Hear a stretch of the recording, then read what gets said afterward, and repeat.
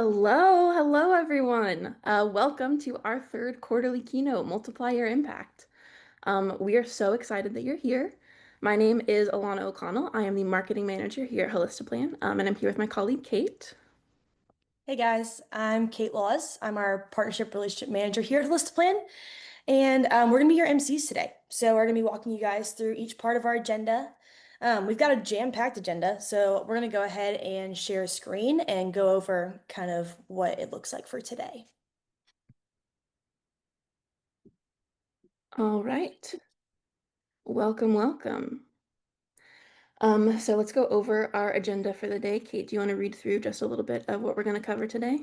Absolutely. So we're kicking off today with Finn and Brennan doing our tax planning through every stage of life. Then we'll be followed by Roger and Ben, who are going to do your top 5 year end planning strategy for every client every year. We're gonna at 1 have our digital estate planning come in with Jamie Hopkins. At 2, we've got our masterclass Debbie Taylor coming in to do facing the what ifs of tax planning from the One Big Beautiful Bill Act. And then lastly, we're going to top it off with a hot seat with Megan Dowd. She's going to talk about our insurance risk management tool. Awesome. Sounds like we've got a great day ahead of us. It looks like most everyone has made it in. We've got quite a few people in here. I will admit I was a little bit nervous about sharing my screen in front of this many people because I often get flamed in Holistiplan meetings about how many tabs I keep open. So since we have such a good sized kind of test group here, I would like to poll the audience to see if my open tab habits are that outside of the norm. So be honest, how many tabs do you have open right now? Yeah. Okay, that Well, too how many many do to you have? count button started out pretty high. Yeah, I'm in. I, to be fair, I knew you were going to ask this question, so I only have 5 open right now. Okay, That's that's cheating. yeah, cheating Um, just a little bit. Too many to count actually has less votes than I thought. mhm. It's pretty good. Not bad. People who have 2 to 5, that's impressive. I'm in the too many to count club. hmm And typically I'm too, where you can't even see what's listed there. It's like just Right, the, right. the logo. Mm-hmm. Yeah. All right. Thanks, All everyone. That was helpful. I feel seen. right. Yeah. Okay, we have a few just kind of housekeeping announcements before we get started today. First and foremost, this is the most common question that we get asked here at Holistiplan. Yes, we are recording, and yes, we will send this out after the event. You'll probably get it early next week. Um, we have a few new kind of exciting features for our webinars now. If you check the resources tab on the bottom of your screen, you will find slides, any deliverables that we have, and then any relevant links that we're, actively talking about. Please use the Q&A tab to send in your questions. We will try to answer your questions live, or we have a whole team of people kind of backstage right now to answer your questions in the chat as well. Um, if you used your CFP ID to register, we will submit those CE credits early next week. You should see those by this time next week. All right. Awesome. Well, I feel like we've got our attendees up here. It's time to jump in. Sorry, Finn is a ghost today, apparently, but we're joined today for our first session. We've got Finn Price and Brennan Volpe who will be speaking on tax planning through every stage of life. And our first speaker is going to be Brennan. You can see he's joined us here today. To give a little background on Brennan before we get started, he grew up in Cary, North Carolina. He's married to his wife Shannon of 15 years, and they've got 3 kids. And they have their baby number 4 coming in October, best month. That's also when my birthday is. He received his BA in Business Management and Finance from Utah Valley University, and Brennan has been licensed since 2016. He started Citadel Financial Planning in 2022, where he works now. He enjoys camping, reading, and playing video games with his kids. So, without further ado, Brennan, we'll let you take it from here. Awesome. Yeah. So welcome. It's great to be here with everybody today. Brennan Volpe, Citadel Financial Planning. And today we wanted to talk about something a little bit different. Our practice, we've got a very young book of clients. We've a group of younger advisors. And so wanted to share some of our experiences and some of the successes we've had in tax planning across all the different generations and life stages of a household that you might be working with. Like many of us, I found myself early in my career kind of making a lot of assumptions and kind of ignoring the younger generations when it came to tax planning. Just, oh, they're in a younger, early stage of life, not making as much money, not paying as much taxes, so not as much of a priority of a conversation there. But the last few years, as we've really dug into Holistiplan and gotten much more in depth in our tax planning with our older clients, I find myself, doing conversions, doing all of these different things and saying, dang, I wish I would have done this with this client 5 years ago, or dang, I wish I would have had this conversation, 10 years ago and just started doing this earlier while they were in those lower tax brackets and all of those, should have taken better advantage of it. So what we're finding is these are great clients. They want to, once we've do the education with them and really talk about, all right, let's talk about this year. Let's talk about, marrying that with our retirement planning conversations that we're having and where your contributions going and what's that going to do for you 30 and 40 years down the road. They're very focused on this stuff. They are invested in getting things set up the right way, and very willing to take advice. These people are smart. I'm not talking about the ones. I'm talking about my own generation here, so I'm going to say some positive and negative things here, and I'm allowed to do that. But we're not talking about the ones with drowning in student loan debts and don't have any idea what they're doing with their finances, but there's plenty of high income, very focused, people in their 20s, 30s, and 40s that very willing to take advice and implement strategies today that will make a big difference down the road.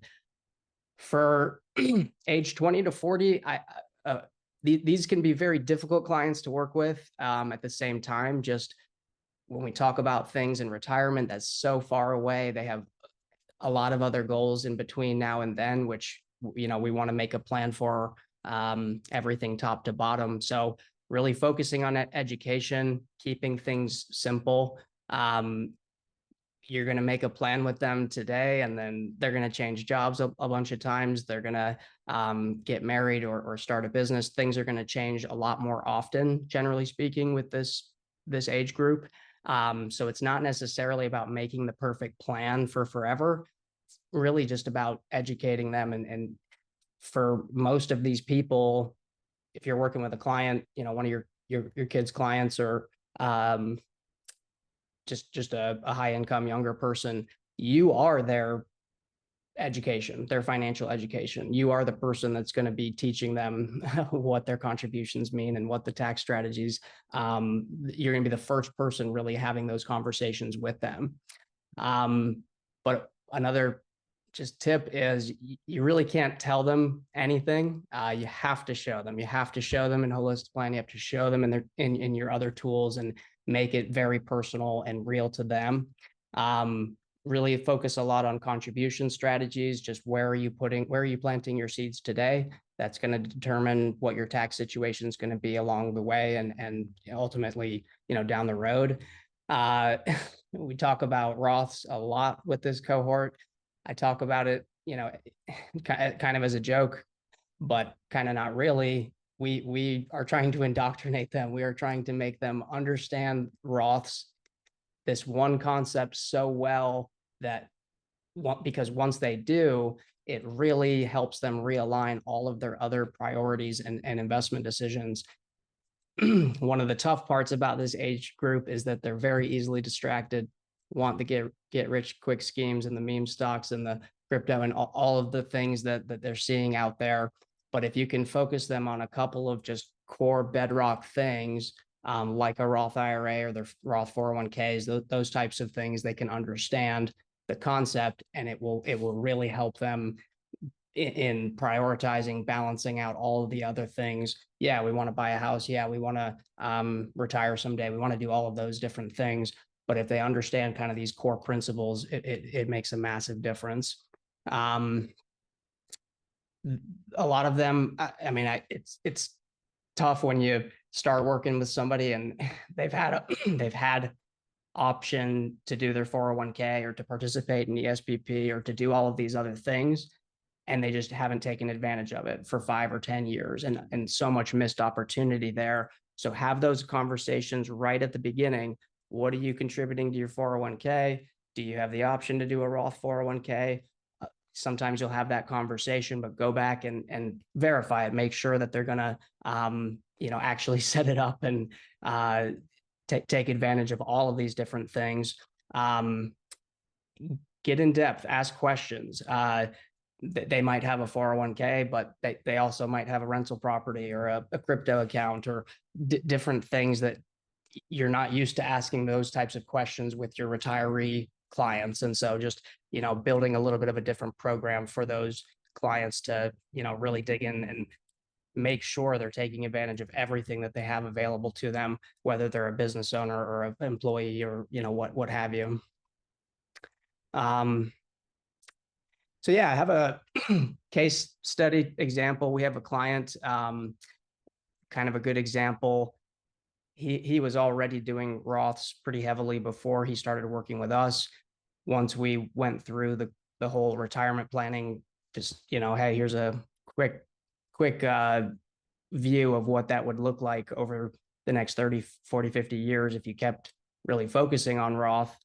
And once he saw that, he was just like, okay, that makes sense.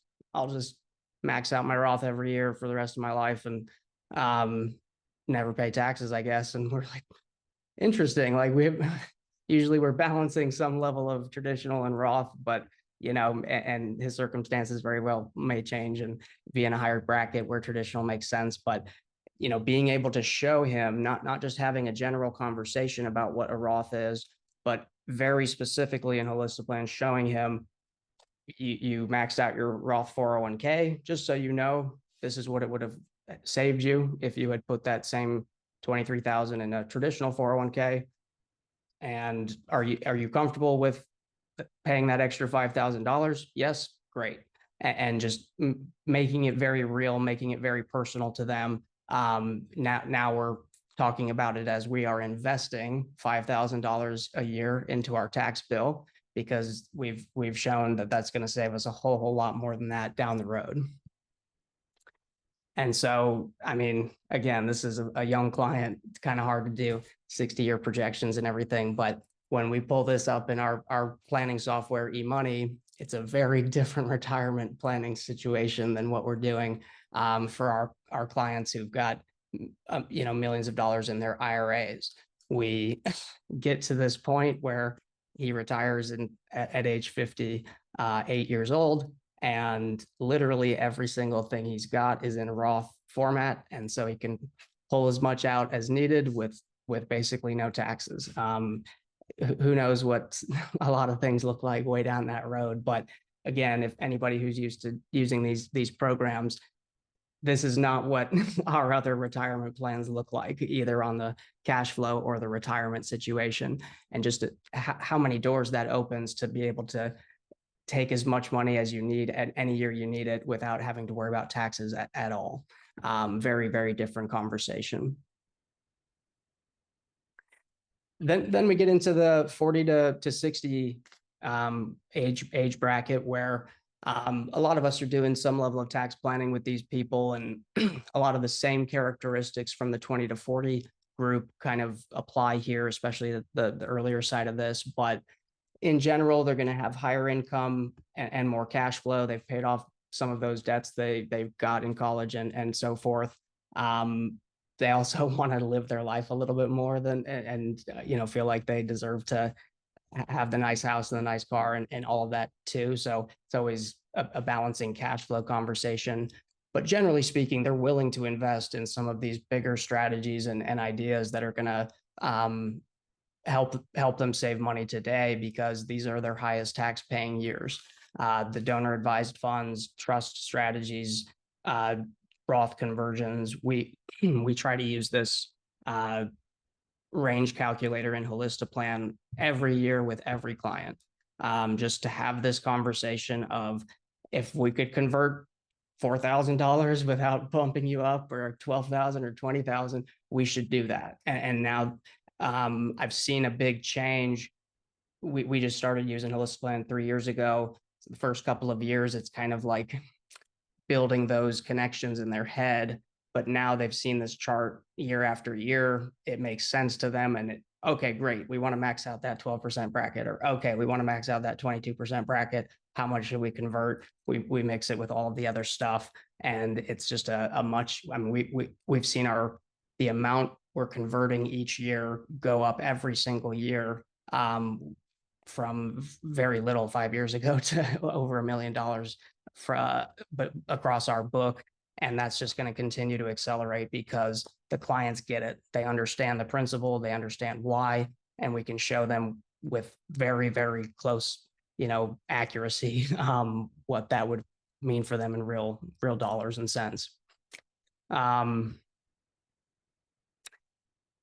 Yeah, so the next cohort I wanted to talk about, they can really be in any of those age ranges. It tends to be more often people in their 40s, 50s, and 60s. But the business owner crowd, there's a lot of opportunity here, but there's also a lot of challenges. As a business owner myself, I can tell you, I'm really, really good at this one thing that I do. And all of the other parts of it is overwhelming. And these people can be very hard to pin down, very, very hard to coordinate with. You can ask people how much money their business is making, and I mean, it's like you're talking in a different language to them. They have, I mean, not even a close guess, usually. And so what we've found is, if they have a good CPA, if they have a good bookkeeper, and if the business owner is organized, we can do a lot of really great tax planning. Almost never is that the case, though, that all three of those things line up. And so we try to really do a lot of education that probably should be done by the CPA or the bookkeeper or other places, but just doesn't happen most of the time. They know they need to track things, but they don't understand how important it is. So just really emphasizing those things. Hey, call your bookkeeper back, get your books clean, have those meetings, because I need to know what you're trending towards. We need to know what we're working with. And it doesn't help us to know next summer when you finally get around to it. It's way, way too late. And so totally resetting their brain to start doing their taxes and their bookkeeping throughout the year, instead of that being a next year thing, is a big shift. Because once they can just provide you with clean books every quarter, and we can have that meeting and understand what we're working with, it's almost impossible to get them to pull the trigger on doing some big strategy or conversion or donor advised fund if we do not know what those numbers are, or a very good estimate. So really talking through a lot of the different pieces that affect a business owner: tax planning, bookkeeping. Do you have the right people on your team? Do you have the right pieces? Are you paying yourself the right amount of salary versus your K1? Are you set up in the right structure? Should you be an S corp? Should you be an LLC? Conversations that just aren't happening a lot of the time, unfortunately. And so I'm not a CPA. I'm not giving them advice. I'm just trying to educate them on what the options and pieces are, so that we can then coordinate with their professionals and ask some questions that will, spur those conversations to happen. Yeah, these are just some examples of some of the slides and education we use with our business owners to get them to understand how important this is. We really try to true it up at the end of the year, but after doing this for a couple of years with people, we're getting into a rhythm to understand their business, their income. Do they have a spouse that also works? That, is their income stable, or is it variable as well? I mean, how many moving pieces do we have that we're really trying to juggle all at once? shocking amounts of our clients are set up in the wrong business structure. You would think that that's just something you would do right the first time and it would stay right. But I mean, an incredible amount of them are an LLC that should be an S corp or the other way around, and they're not paying themselves a salary or not paying themselves the right amount of salary. So just again, education pieces that help them visualize and understand their own situation better so that they can, hey, what if we go talk to your CPA? What if we split you out into an S corp, and hey, this could save you a whole lot of money in taxes. Again, not really my job to have that conversation, but also I'm not going to let a client go through with the wrong structure and just because their CPA doesn't doesn't build that into their routine to kind of have those conversations with them. And yeah, I mean, that's really all I had. It's a lot to kind of cram in there, but so many different opportunities and things that we've learned by working with these younger clients, because there's just not as many moving pieces with a retiree client. That's more of a set it and maintain a plan, whereas you're kind of always going back to the drawing board and starting from scratch with the younger generations a lot of the times, which is a lot of work, but also provides a lot of cool opportunities to make those long-term impacts for those clients while they're young. Yeah, thanks, Brennan. I love what you had to say about like laying the foundation for those younger clients and being like proactive and tactical about their planning. Um, as someone else in that same generation, a tax-free retirement sounds pretty good. So, yeah, thank you so much. That was great. Totally. Um, Up next, I would like to welcome Finn Price, our next speaker. Finn is from Auburn, Alabama, where he grew up and attended Auburn University. He's been with his firm for 6 years and has been licensed for 3. Um, he enjoys solving puzzles and working on assembling different projects like cars and houses. Super, super impressive. He also enjoys teaching others about finance and tax planning at Auburn University, where he routinely hosts classes for his retirees. So welcome, Finn. Hello, hello. Thanks for having me. Yeah, of course. I'm happy to be here. Brendan, I think if you allow me, I can share my screen now. Yeah. So I will be talking in tandem with Brendan about planning for retirees. So, he covered the first part, which was great. It was an excellent presentation. It talked a lot about when you're at that stage in life, because there's a lot of people and they need help. Like you said, there becomes a point where it's sometimes too late to make decisions. So the earlier you start, the better. We at our firm, Railroad Investment Group, which is located in Opelika, partner town to Auburn, spend a lot of time on tax planning, right? My partner, Blake Henry, the founder of the firm, came to me a couple of years ago and was like, hey, tax planning is the future. Like, this is what we need to focus on. So we started learning as much as we could. A little bit into that process, we found Holistiplan and really hit the ground running. We are such big fans of Holistiplan. We are such big fans of the tool, how easy it is to use, the results with clients. I always tell people if there's any tool that I would recommend to any advisor, it's Holistiplan, right? It's been a big reason that a lot of the new clients we've brought over and a lot of the existing clients have converted to advisory, whatever planning fee we've decided to include. It's a big part of our plans. So when we walk through planning for retirees, what I really wanted to talk about was the prospect client planning cycle, right? So when a prospect comes in, right, what does that look like? How do we start to use Holistiplan in that process? Then what does the plan look like when we sit down with the client, when we walk through that tax specific plan? How can you add more value with Holistiplan, add more credibility to your situation as the advisor? And then ultimately, as we all like to do, how do we make our client's life easier, right? And if anybody here files taxes, which I would have to guess every single person on the call does, tax season is no fun, right? Especially for our clients. So if we can make their job easier, it is one of the biggest things that they remember when you are adding value. Okay, so ultimately, right, as a tax-aware advisor, that's how I position myself with prospects, right? So how do I become that tax expert in their eyes?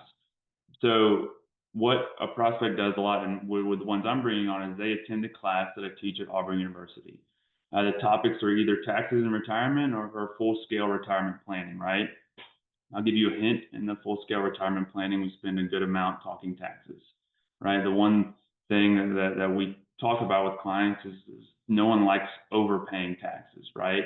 Don't tip the IRS is a common saying I'm sure a lot of people have heard, because we want you to pay every dollar you owe, but not overpay, right? The biggest thing to point out to retirees is saying, hey, everything in retirement, all the distributions, all the investment changes, right? When it comes to your financial plan, it's all interconnected and it all has a tax component, right? There's a tax consequence with the transactions and the changes you make. So you ask them, you say, hey, when's the last time your advisor requested a tax return? Not just that, but they actually did a deep dive review into it, looked into all the details. Well, I don't think they've ever done that, or I don't know if they've ever done that. Well, that's normal, right? But don't you think it would be a good idea for them to be very aware and review your tax situation before making recommendations? Right? I mean, that's a pretty obvious answer. The reason why is, distributions from IRAs versus Roth IRAs, picking or choosing different investment types in different accounts, right? How does your tax efficiency as a whole look? It's all part of what tax planning is as an advisor, right? It doesn't have to be super complicated Roth conversion scenarios and all this, right? If you're making changes or recommendations to an account to a person, there could be tax consequences, right? So what the client does is they come in for a one-on-one session after the class. They bring their pile of documents, right? We have a good conversation. I get to know them. I get to collect documents, right, on their situation. And then what we do is, if we decide to work with them and they decide to work with us, because it's a two-way street, right? We upload the tax return into Holistiplan, right? So what we generate is the tax report here. So I'm sure if you've been on any Holistiplan webinar or you use the tool, you've seen this tax report. This is money, right? This is a great report to show. We give this to clients every year, right? As they come in at the beginning of the year, we collect the return. It's a good report to have, and it's very easy to generate. So I like to sit down with prospects. They've given us their tax return. They come back in. When they come back in, before they ever engage us, we're going to walk through a one-page plan, right? And with that one-page plan, I'm also going to have this tax report handy. I want to really show them how much of an emphasis we spend on taxes, right? I want to show them, hey, I am an expert. Here's how much we review. I'll tell you one thing, it's a lot easier to look at this tax report than it is a tax return, right? Tax returns are not very easy to walk through. It's hard to walk through with the client. So a big thing I like to point out is saying, hey, here's your total tax, right? Here's how much tax you paid. At the end of the day, not everybody sees how much tax they pay, right? There's a lot of withholdings, there's a lot of prepayments. So pointing that out is always good. Looking at marginal, right, versus average. So, hey, you're in a 22% bracket in this scenario, but on average, you're only paying 11%. It's pretty good.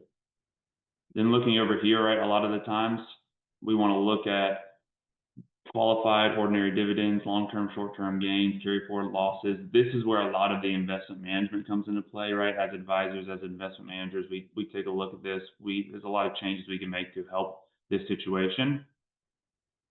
Also pointing out, hey, here's where you're at when your bracket, here's your ordinary income, you're right over into the 22, pointing out capital gains, brackets, and really too, focusing a lot on the IRMA brackets, right? There's so many brackets that people don't realize exist, right? Phantom taxes that exist where, hey, in this client situation, when I walk through kind of what the plan looked like, they have to pay in 2 years higher premiums on their Social Security and their Medicare, right? So their premiums are going to significantly increase, and they weren't aware of that, right? So making people aware, showing them, hey, I'm a tax expert. Here's everything we're looking at. It is just the easiest way to start to build yourself as a professional, right? The big thing is too, by having that return, by having that in Holistiplan, it allows you to go through their situation with the scenario tool and put together that one-page plan, seeing what you learn through Holistiplan, right? So here's an example, right? So looking at, for this client, with one of the sections, income taxes, right? So harvesting gains and losses based on market and tax position, right? That's a big part of the planning. They weren't doing it strategically before. Optimizing, right, after tax returns. They weren't they were currently overpaying on taxable interest and capital gains. They were giving to charity, but just writing checks out of pocket. So hey, let's look at charitable giving, right? How do we want to do this? They had actually done an IRA contribution the previous year with their previous advisor when they had no earned income, right? They didn't have the ability to do that conversion. Talking about, hey, we want to give to grandkids. What's the best way to do that?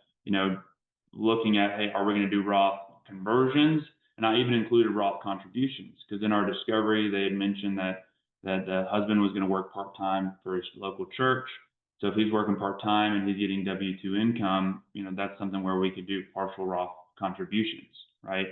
And then ultimately just saying, hey, every year we're going to do an in-depth tax analysis, right? So showing them, hey, here's what we're going to do. These are all key points to say, hey, here's what we're looking at. Here's a lot of things, but it's not giving them specific step-by-step instructions on how to execute or exactly the numbers on what to do. So we like to say, this is a taste, right? I don't want you to pay me any money without you seeing what you're paying for. Here's a taste on how to see that. So the prospect comes in, you build this trust, you build this case, they become your client. It's amazing, right? So then you spend a lot of time going into the specifics, right? You are now showing them the numbers, showing them the steps, and helping them execute, right? Coordinating with their CPA. So I'm going to go back to the tool here, show the scenario analysis, right? The big thing with the scenario analysis is using this for walking through the client situation, right? So you get the 2024 report. And what I like to do is I like to run a 25 base case, right? So base case, here's your situation. If you didn't work with us, you had no tax planning, here's what it looks like, right? So updating the wages, right? Updating, their losses, right? So this is a big part of a conversation when they came in, was they had transitioned advisors in 2024. The other advisor they had hired didn't work a lot with non-qualified assets and actually liquidated a lot of old legacy mutual funds they had with significant capital gains, right? So they paid significant capital gains and tax on those capital gains last year or in 2024 when they didn't need to, right?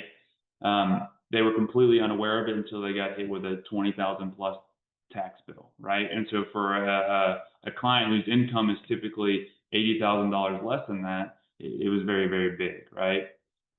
The other big thing this year is they told me, in the state of Alabama, one of the biggest parts of our state is timber and lumber. It is a huge, huge industry here. And so we have a lot of clients who own timber land. And he told me, hey, I'm going to have a profit of about $59,000 this year from harvesting timber that I was growing, right? So we add that in, they're using the standard deduction, and then we can go down and say, all right, well, in that case, here's your tax, right? Here's your estimate, right? Let's review your CPA. Let's double check. It's just an estimate, right? It's not guaranteed, but it's, giving you an idea. So then we run the other scenario to say, all right, well, let's do some planning. So in this client situation, they had a lot of taxable interest. So let's say instead of having that taxable money market, let's move to tax-free bonds or a tax-free money market, right? Don't pay unnecessary tax. Let's look at your IRAs. They both had annuities that they had started taking income from. These were IRA annuities. They were taking the income. It was above the required minimum distributions, and they didn't need it. They didn't need the income. They have this huge taxable account, right? They don't need to have that monthly coming in. It was above what they were already spending. Luckily, those were purchased, 25 years ago, so we were able to move them to an IRA, stop the distributions that were unnecessary, causing unnecessary tax. And then they told me they gave to their church every month, $1,000 a month. Well, what they were doing was literally taking the money from the annuity, right? The distribution, they're paying tax on it and then giving that $1,000 to the church. So, well, you're paying that unnecessary tax. If we just do a QCD because you're over 70, right? You can now just give it straight to the church and not pay any tax, right? You don't have to write a check out of pocket, reduce your tax bill. Go down, talk about, hey, tax loss harvesting, doing that on a regular basis, getting that maximum $3,000 in losses that they could get, obviously including the farm income because I can't change that. But the other big thing was, hey, you don't itemize right now, since you have this year 2025 where you have this out of the ordinary income from the sale of timber. If you're unfamiliar with timber sales, it typically happens every 25 to 30 years. So in this client's lifetime, it probably will not occur again. So the big thing was saying, hey, let's take those legacy mutual funds that you've built up that are distributing capital gain distributions that you have these huge capital gains on, and let's donate some of them, right? Let's give some of them to charity, right? So then you have this bucket build up. We can put it all in a DAF, a donor advised fund. You've got the credit all in this year, but then you've got, the rest of your lifetime if you want to give to charities.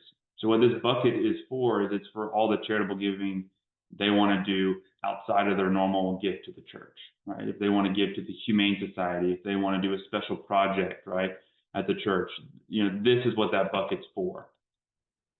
Doing that this year allowed them to also itemize the giving they had already done, as well as take advantage of the local taxes, right?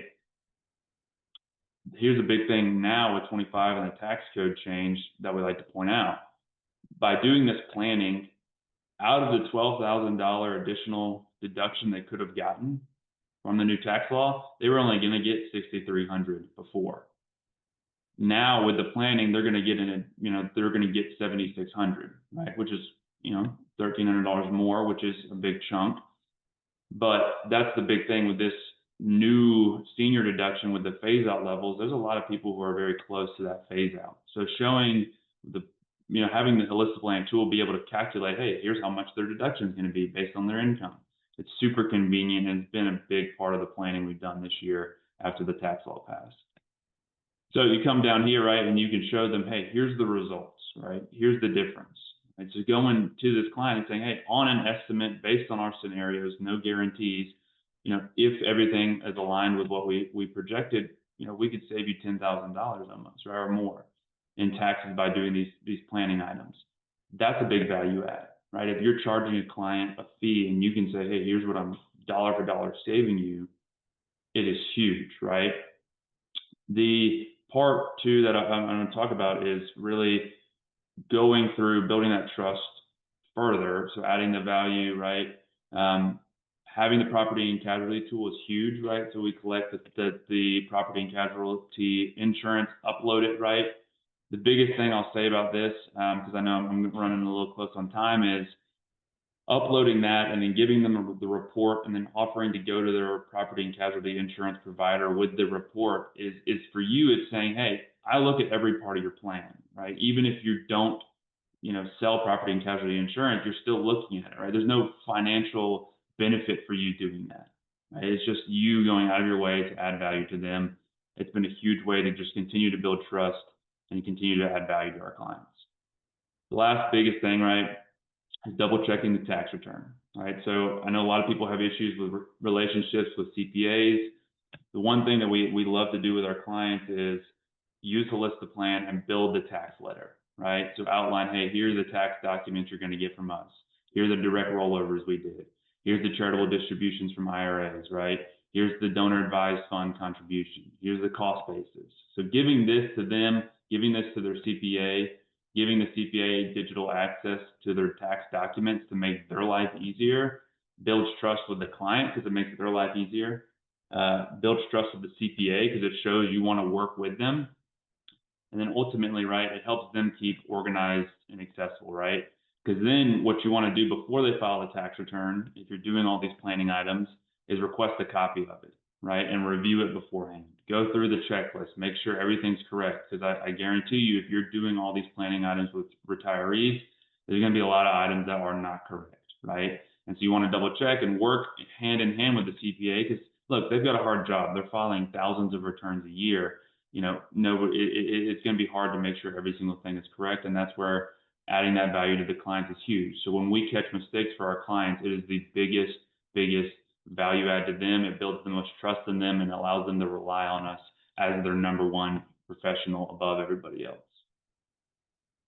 I will stop my share there, but that is the gist, right, of going through that client process with the retirees, building that relationship with them, and really building that trust and that value through tax planning.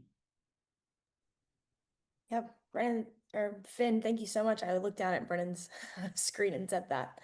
Y'all did great sharing kind of your process with your very different clientele and how you guys approach those clients very differently. I know we had quite a few questions in the chat. So we've got some time here for Q&A. So if people have questions, you can send them in the chat as well. But one of the ones I saw pretty frequently was, what other tools are you guys using in conjunction with Holistiplan? It looks like you guys kind of have more than just one tech or piece of technology in your tech stack. So they want to hear a little more from you guys there. Yeah, we use eMoney. That's our main planning software. Some people are using it very regularly and do all their, budgeting and everything in there, but try to do all of our retirement planning scenarios and kind of marry that with Holistiplan. And then on the tax planning side, I mean, those are really the main tools. We have some of our own tools and spreadsheets and things that we've developed to help us track people's, process of pay stub and kind of help forecast what the end of year balance is going to be, and tracking things for business owners and kind of some internal processes and tools that way. Yeah, and I would agree, right? We use Holistiplan, right? The reports are so clean, the tools are so clean. We use that a lot. We use Right Capital some, right? We use a lot too of customized reports we built, right? Trying to make our ultimate goal with retirees a lot of the times is trying to make things as simple as possible, so then they can understand it, right? And then actually execute, right? Our goal is, if we're going to make a recommendation and it's not executed, then there's no point in making the recommendation. So I'm trying to make it simple. It allows us to really build out a lot of custom, Excel, Word, PowerPoint. We use a lot too, like Precise FP is a good tool. It's you can fill out the profile sheet, but we actually create a document upload form. So it's very easy at that point using that to get the CPA to upload a tax return or get a client to upload a tax return. That's a big part. I saw a question in there about how to get the tax returns. That's a really good way. And again, building those CPA relationships is huge, because it really helps make your process easier, right? And if your client doesn't want to bring you your tax return, as being difficult about it, then it can be a red flag, because you're trying to save them as much money as possible, right? Typically, when you say, "Hey, I'm going to save you money," they come running, right? And yeah, that is a good point. We did just start using a tool called Box, which has allowed us to put a permanent encrypted upload link like in our email signatures. And so we've been telling all of our clients, just anytime you need to, it's in this email, go ahead and upload it, and just make it as easy as possible. But yeah, it is legitimately not an option for my clients to not give me their tax returns. That's just, part of our program. Yeah, if you do a lot of tax planning, you got to get the return. It's like, I would say, probably the most important document. It's the Rosetta Stone into someone's financial situation, right? And Holistiplan helps point that out, right? You can find out about accounts they may not have mentioned, businesses they own, different property sales, stuff like that, right? The big thing too, I saw a couple questions in here about kind of the tool, like the different tools we use. So ultimately the tax report is so easy to generate that we use it for the prospect, right? Because it doesn't take any time other than walking through it with them, but it's a good just way to show how you work. The other analysis does take more time. It takes longer to present. You typically like to spread it out between meetings, or have one meeting to talk about tax, one to talk about insurance protection. And then the tax letter is a whole separate time in January to walk through. And the tax letter is great with the tool of Holistiplan because it's fully customized. You can create your own sections. You can use what they have. They're really good about adding sections. And two, with that, we used to do it on Word. So we were doing it on Word originally, and it was difficult to format and it was hard to copy over. The one thing we found was actually from 24 to 25, we can just copy over all the data. So like once we put the accounts in once, it's there every year. So it was a huge, huge time saver for us to continue to do it year over year. Absolutely. Yeah. I feel like there's been a lot of questions in the chat too, just about like how you structure this in your company, like how you charge for it, like how you bring it up to clients. So do you guys have any insight on like how you introduce this to your clients and the way that you present it to them? Yeah, we've really built in our practice. You know, everybody's got a different structure. We've built in our planning, tax, retirement, estate, all of those services into our regular AUM fee. If a client has no assets or very, very little assets, we'll charge them a planning engagement for 12 months or on an ongoing basis until they've reached, you know, a pretty low minimum. Get the question a lot, you know, are you not losing money on these younger clients and doing all this planning with them? And yes and no, it's a little bit different. We've got a longer term outlook. These are clients that add money every year, and we get referrals up to their parents. They're doing insurance and other things, and so it's not necessarily it's a long-term outlook for sure. But if we train them the correct way, if we educate them the correct way, that they turn into very good clients very quickly. Yeah, I would 100% agree with that, right? A lot of when you work with retirees, right, you get to the point where that, you know, they've built up their assets, they've got this huge base, right? And so when you're charging the AUM fees, you know, that's what comes with it, right? If I'm going to charge a client, you know, 1% on, you know, $2 million, so they're going to be paying me $20,000 a year. I've got to be able to show that value, right? You know, as Matt Jarvis always says, the value's got to be a certain multiple of what they pay you. And, you know, there's a lot of value that you add as an advisor that's very difficult to quantify in dollars and cents, right? One of the easiest ones to do that is tax planning, right? By showing them, hey, by doing the tax planning, dollars and cents, here's how much we saved you, right? You know, we've had clients where doing the tax planning, we've saved hundreds of thousands of dollars a year in tax filing. And I guarantee they take our advice and they're going to listen, right? And they're fine paying however much they want to pay to save that kind of money. We also sometimes, you know, with business owners or people who don't have the assets, like he was saying, or people who have less or are really new clients need a lot of planning, we'll do a planning fee, right, or tax specific planning or something along those lines, right? But yeah, to Finn's point, I mean, I charge more than the average, I think, because I include tax planning, I include all of these other things in our services.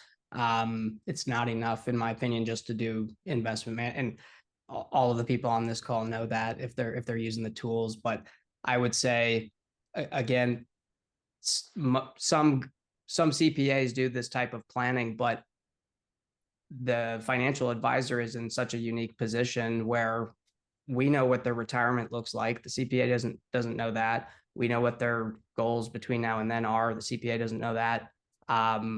We very often are the ones directing their investment portfolio. So we're the ones just determining how much taxable dividends or interest or gains or whatever. The CPA doesn't know those things. And so in concert with the CPA, we have to take that active role of crafting the inputs that then go into that tax plan and everything else around it. And, you know, that's a tremendous value.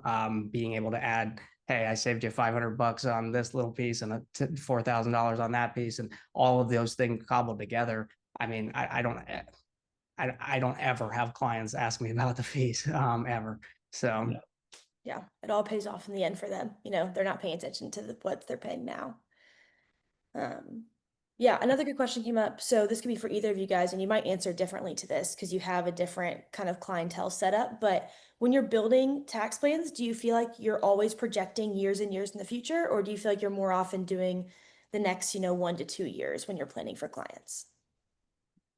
Yeah, so I would say when we're doing like very specific planning, right, scenario analysis, going through it very specifically, it is typically this like the year we're planning for, right? So we're due 25, right? Occasionally we may throw in 26, right? So like if there's a one-time event in 25, we might want to see 26 to compare. But yeah, it is typically when it's that full scale, everything into it, that's what it looks like. The only big things we really look at planning over multiple years is Roth conversions, right? Because the Roth conversion is something that is going to take time to see the results, right? And with the retirees, a lot of the times, they may be in a low tax bracket, right? They may continue to be on that. They may not need the money, right? So doing the Roth conversion, they're like, oh, I don't need the money, yada, yada, yada. The big thing to also like to show them is saying, hey, by doing these Roth conversions, it's not necessarily 100% for you. It's also a gift for your beneficiaries, right? With the Secure Act 2.0, IRAs became the worst asset to inherit because of the 10-year rule. So if we say, hey, if they get inherited tax-free versus taxable, you're going to save your beneficiaries a lot on tax. So being able to show them and talk with them about, hey, projected tax savings over multiple lifetimes, it's really a big way to convince people to do conversions, because it's a lot of tax to pay up front, right? It can be a lot. And so having that conversation and providing them with the guidance and education is huge. That's also big too, by having the work to back up your recommendation. I saw a question, someone asking about, hey, I talked to a CPA and they kind of poo-pooed my idea, right, and shot it down. What do you do? The big thing is working with them as a partner. Say, hey, we're working for the same client. We're a partner. We're a team. Why? If you tell me that I don't need to do a Roth conversion for this client, why? Right? What's your research? Like, what's your analysis? What's your numbers? Right? What's backing it up? And a lot of time there's not something backing it up. Whereas if you have that, it's huge. I'm trying to pay as little as I can this year. Yeah. Okay, then let's understand that. But what I'm trying to solve is a problem 10 years down the road, and they're not just not going to be able to see that. Yeah, and I would say very similar answer. We do our longer term forecasting in maybe the Roth conversion tool or in eMoney, but every year, I mean, is so different when you really get down to it. And so I don't want to try to make too many plans beyond next year. I'll show the impact of doing a donor advised fund over a couple year period, like a 2-year period, just to illustrate that point. But I don't want to do any specific forecasting for next year until we're into next year, because, oh, I just got a raise, or I got a bonus, or my RSU, my stock just doubled. It's all going to be moot by the time we're, get to that point. So focusing on the education and the principles, and then we will make adjustments all along the way to find whatever the right move is at the time. Yeah, and I think talking taxes, I'll even get so throughout the year, you're going to talk taxes in every meeting, right? If it's tax loss harvesting, if it's distributions, if it's charitable giving, satisfying the RMD, right? Those are all tax conversations. But the big execution of tax planning items like Roth conversion stuff, where it's big to see how the income is going to be variable. You run that plan at the beginning of the year, maybe when you get the return, but that plan's going to change, right? This year is as a prime example, right? A plan you ran in May is going to be completely different than a plan you run now, because they passed a tax law in the middle of the year that added a bunch of changes for seniors, right? So typically we do the planning, but then the full execution of the Roth conversion, the execution of stuff, we typically don't do until the end of the year, right? We know what the tax laws are. We know what their income looks like. We know what their situation is going to be. So there's less variables at play. Yeah, and we did a lot of the same thing the last couple of years. Make the plan in the beginning, check everything in the middle, really true it up, and execute at the end. But we took it one step further, where, hey, if I did $100,000 Roth conversion for somebody in December, hey, what if we did 50 or 60 in January, the next week? And maybe we'll have room to do more, but I know we're going to do something. We don't know if the market will be up or down this year, but on average, it's up, in December compared to January. So let's start doing something in the beginning of the year and truing it up. So that way, and hey, lo and behold, on average, that'll be a good decision. Having converted something, get something on the books, and then there's less moving pieces to work out later on. That's awesome, guys. We are right at time. But thank you so much for sharing, all that you had to give us today. It was a lot of good information in a short amount of time. And so we appreciate that. There are a lot of questions in the chat. Feel free to, go through and you can answer them, or we also can send out answers to those later after the keynote is done today. So if you didn't get your question answered, don't worry about that. We are going to take a short break before our next speakers come up.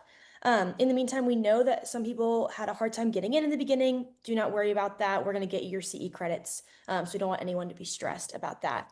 So I think we're going to put up a little background, Alana, and we will see you guys at noon. Thank you so much, Brennan and Finn. Thank you. Hello, everybody. All right, we are back. And to get us warmed up for our next session, we had a pretty good time with Finn and Brennan, but we've got another poll lined up for you guys. So the poll I think that we're going to launch here in a second, it's going to say, what percentage of your clients are you currently providing tax planning services for? Let's see. Oh, here it is. Oh, here we go. It's so fun when there's so many people in here. It moves so quickly.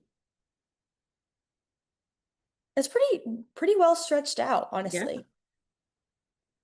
Looks like 50 to 75% are winning. That's good. neck and neck right now. Yeah. That's where we want you to be, even higher. Let's see, we've got probably 5 more seconds for everybody to get their participation in. All right. Yeah, pretty solid actually. That's really impressive. I know. So if you're not doing tax planning for majority of your clients, we do have our next 2 speakers are going to tell you 5 things that you can do for your clients by the end of this year. So we have our own Roger Pine and Ben Birkin who are going to hop on to present next for us. For those who don't know them, Roger is our co-founder and CEO, and Ben is our vice president of customer support. So they're very excited to hop on and share with you guys next. If they will enter in. They're hiding from us in the backstage. There he is. Sorry. I got there. Ben's still figuring out the button to enter the webinar. There's like a button that says enter webinar. There he is. Look. Funny, it just says webinar. Doesn't say enter. Now, maybe that's on me. But Roger, I was noticing that like on the pictures of everybody who is presenting today, they're all wearing like nice clothes and jackets, and you and I are there in like short sleeves. So, par for the course. I can't figure out how the webinar stuff works at a technology company, but that's for another time. We'll worry about that. It wouldn't be you guys if you didn't take 2 minutes to enter in. So yeah. Well, thank you for bearing with us, everyone. I appreciate it. And Kate and Alana, thank you for all your work getting this together, this event. I know this is not a small amount of work, so I appreciate your efforts in advance of today and then during the day today. So thank you. All right. So Ben and I are going to talk about, first of all, yes, they introduced Ben well. Ben is our vice president of our whole customer experience stack. So they mentioned support, but Ben also runs the team that does all the data entry stuff when our automatic OCR system needs a little help reading in data.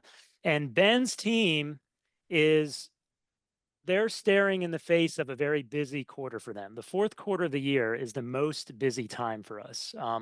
It's not April and May. Like I would have thought when we started this company, April and May, because we got famous with this whole, you upload a tax return and the system reads in the tax return. And April, May, that's when you're reading in tax returns. No, Q4 is by far our busiest time of year within the software and with traffic and then work coming into Ben's team. Ben runs a great team, by the way. He's got probably more CFPs than a lot of financial advisory firms, I'll say. Busy time for them. And the reason for that is because tax planning is super unique, right? December 31st is a deadline, and you got to get it done by December 31st, with a few exceptions, I know, around SEP IRAs and stuff like that. But in general, your tax planning has to be done by December 31st. And what's fun about tax planning, or what's unique about it, is we get to do it every single year. right? Every year we get a new tax year and a new year for us to do something for our clients. It's in contrast to say your estate plan. Like my wife and I are behind many years updating our estate plans, and you can always kind of like let it go another month because there's no deadline. Estate has a deadline, December 31st, and so Q4 is always very busy for us. Now, I appreciated that poll that I saw that asked, how many of y'all are doing tax planning for all of your clients? How many of you are doing a workup for all your clients every year? And the results I saw generally align with both the anecdotal and the hard numbers that we've seen around this question. So, and so you might be on this call and you might be like, I do it for all my clients. This presentation is going to make you feel good because you're probably already doing a lot of things we're talking about. You get a But gold star early yeah, in the you day. do. Yeah, maybe you can join in a little later. But there are a lot of people who are still on that journey and still trying to figure that out. So anecdotally, I went to like 2 or 3 conferences this year. I think I've got a couple more coming. And one of the things that I like to do when I'm like at the booth or something and someone comes up to me and it's the one time I get to hear positive feedback. A lot of times I only get to talk to people when they're mad. But people come up and they say great things. It's like, hey, I love what the product's doing. It's been very helpful for our company and all that stuff. And usually I will follow up that question with how many of your clients actually get your full suite of tax planning services? And in general, I hear 10 to 30% is the answer I get. And that's people who've come up and they are using the product and they're excited about what we're doing, right?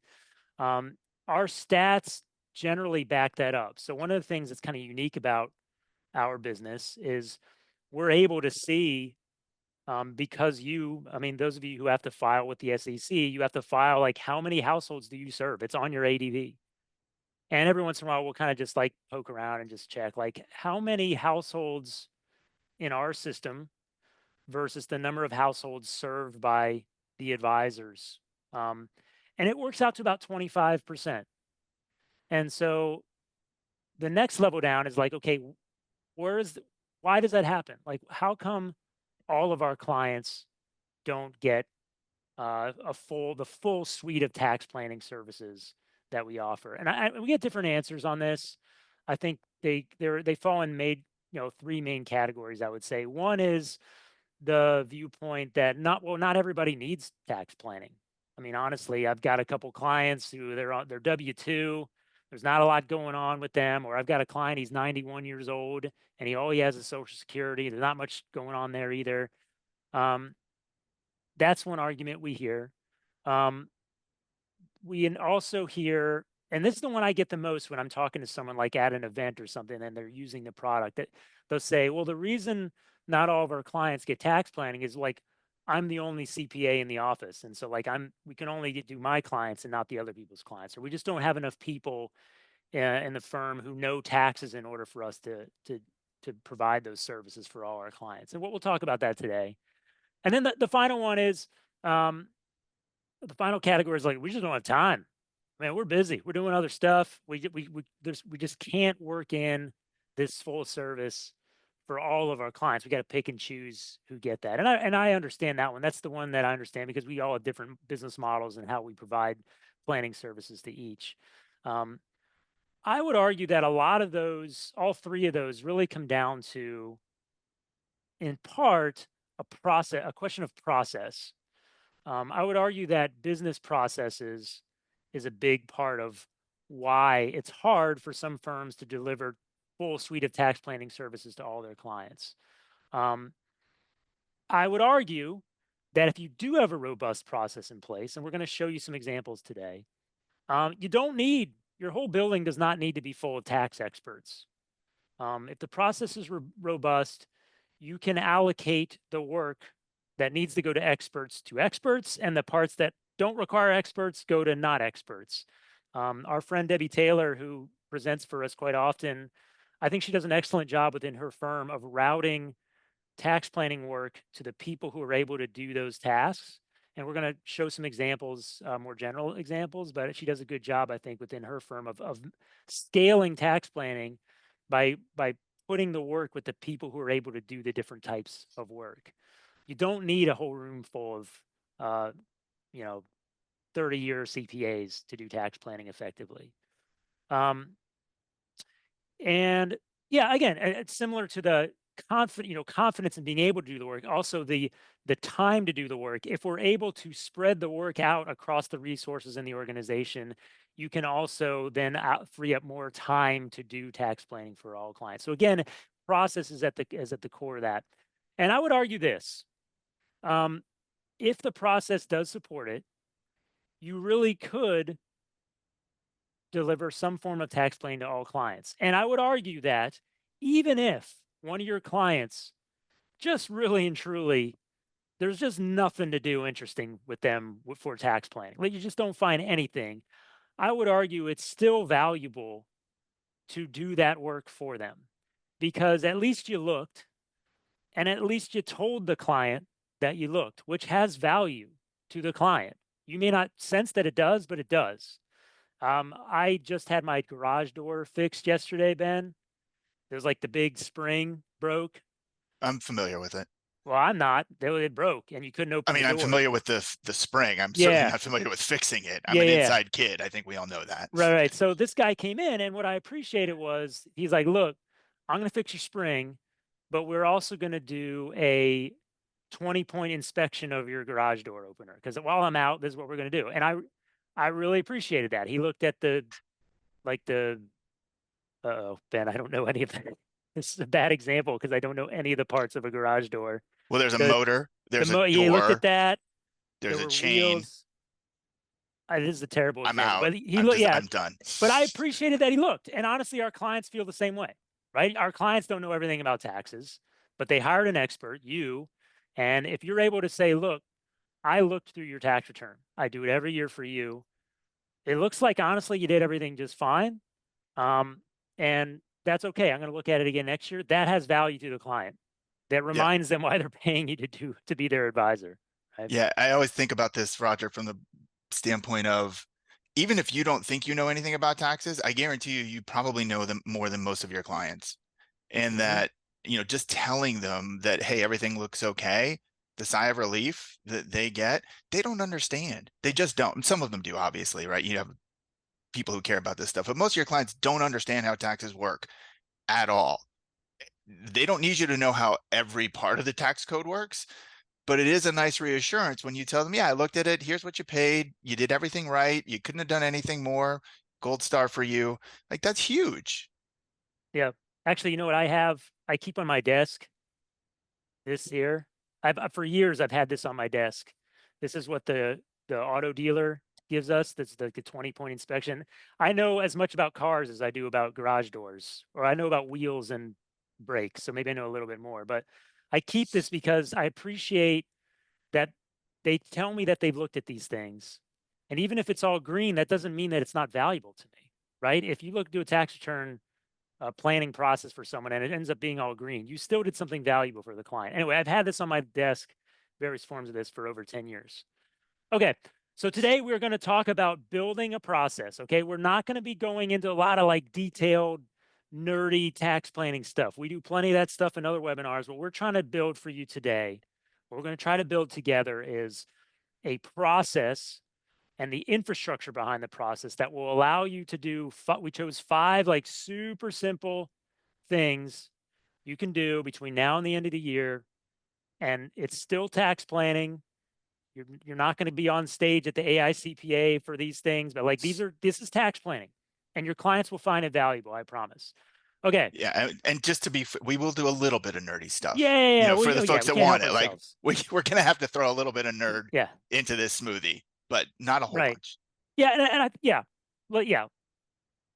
we've signposted it enough. Let's start. Okay, so the first step. So I'm a believer in, when it comes to like financial planning and try to do it in a scalable way, I am a believer in what I call the assembly line approach.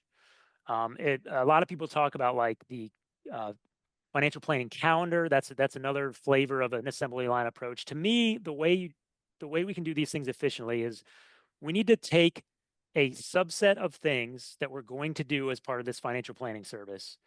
we need to grab a list of all our clients, and then we're going to go through them all in one project. Okay. That's different from just picking it up whenever they come in for their meetings or anything like that. In an assembly line process, you always start with a list of your clients. Okay. So I know this sounds super basic, but we're going to do that. We're going to start with a list of our clients. I'm going to share my screen. All right, hold on. Why do I just see Alana and Kate? All I see are like caution signs about sharing my screen. Why would that be? Throw caution to the wind, Roger. Ben, you might have to share your screen. Let me just try.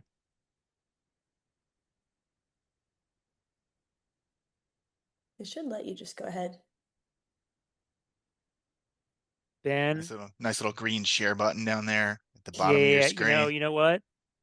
I have a new laptop, and I have not given permission for my laptop to share my screen with Zoom. So Ben, while I Okay. scramble on that, I'm going to ask you to share your screen. Okay. That's all right. We can do this. And what We would you work for like? a technology company, y'all. So Ben, can you open up the household listing screen? Yeah. On your side? Mm-hmm. All right. We can get there. We're getting comments from our colleagues laughing at us, but we are going to do a good job on this. So the household listing screen. So you, advisor watching, you have plenty of systems on your desktop that have a list of all your clients and can download a list into a spreadsheet. Holistiplan is one of them. So we're going to show you how to do it within Holistiplan. There are some benefits for doing it out of Holistiplan. But yeah, you have other systems. Okay, go ahead, Ben. Household screen. Go ahead and Yep. download that to Excel or whatever you use. All right. Someone wrote, the people love this stuff. The people love to see us screw up. Okay. Did you download that to Excel? Let's see it in Excel. Sure did. And All right. here it comes. Say something funny for the people while Microsoft 365 work. There we go. I can't see it though. Yeah, it's because There it we is. go. Okay. I have a list of all my clients. So what I want to do is we're going to do 5 different tasks for our clients here. First off, we're going to look at, hold on, let me pull up my stuff too now. I'm all messed up because of our problem here. We're going to look at salary deferrals for next year. You could argue that's retirement. So Ben, what I'm going to ask you to do, could you just add like add 6 columns? And then we're going to create a column for each of the things we're going to do at the end of the year, right? We're building the infrastructure that allows our firm, for however many advisors and paraplanners and associates we have, we're going to track the things that we're doing for these clients or not. So one of the projects is salary deferrals for next year. You can just call it salary deferrals if you want. We're going to look at end of year charity. We're going to look at R&D planning. We're going to look at capital gains harvesting. And we're going to do Roth. And we're going to do a grab bag of special situations. And I'm confused as to why you had 2 extra columns, but that's okay. I don't understand that. But so that's step 1. Step 1 as an organization is to agree on what are the services that we are going to include in our end of year tax planning offering. Okay. I know this sounds like super simple and basic, but like if you asked your nerdiest tax planning friend, they're going to give you 45 columns to put in this spreadsheet. And the problem with that is if you put 45 columns on the spreadsheet, you're going to be like, I can't do this. I can't do tax planning. It's too much. So that's why we chose 5 things. These are 5 things that really anybody can do. The grab bag, we'll talk about. That's like special stuff. So that's step 1. Step 1 is we're just going to agree as a firm. These are the 5 things we're going to do. And we're going to commit to doing these for all of our clients. Okay. So then the next one down then is, and I had a really good example on my laptop for this, Ben, which I believe it. Maybe I'll be able to show if while you're talking, I can figure out how to do this stuff. But the next step then is, and we don't have to do this in the heat of battle. Like we can do this during the summer, or we can do it now because it's September. It's not quite Q4, but sometime during the year, we can do the work as a firm. Usually the advisor who owns the relationship is the best person to do this. They can figure out which of these services are each of these clients going to get. Okay. So not all of your clients are going to have RMD planning to deal with.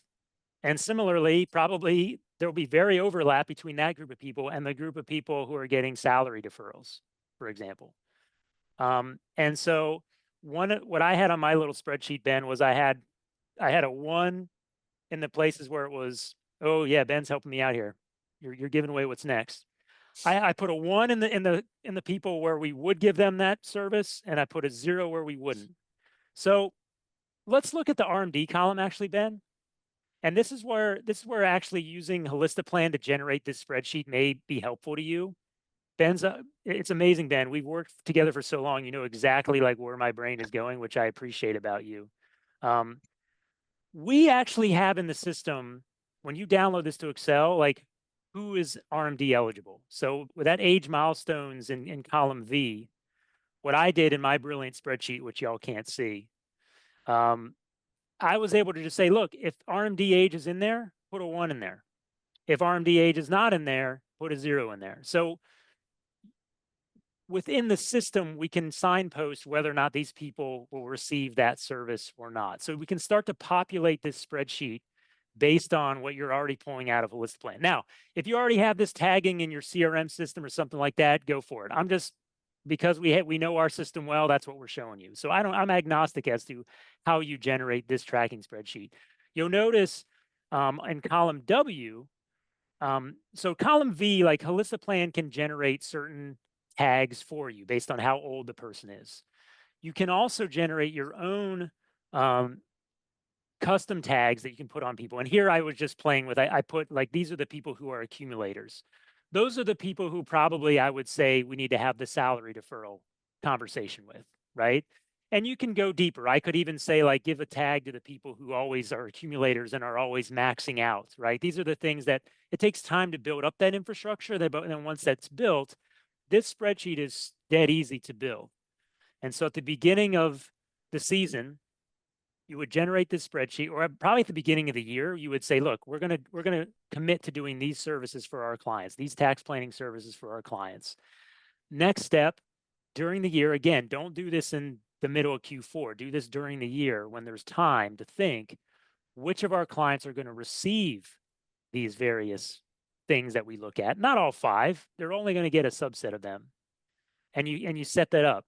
Then what happens is, now that we've entered Q4, we're sitting on October 1st.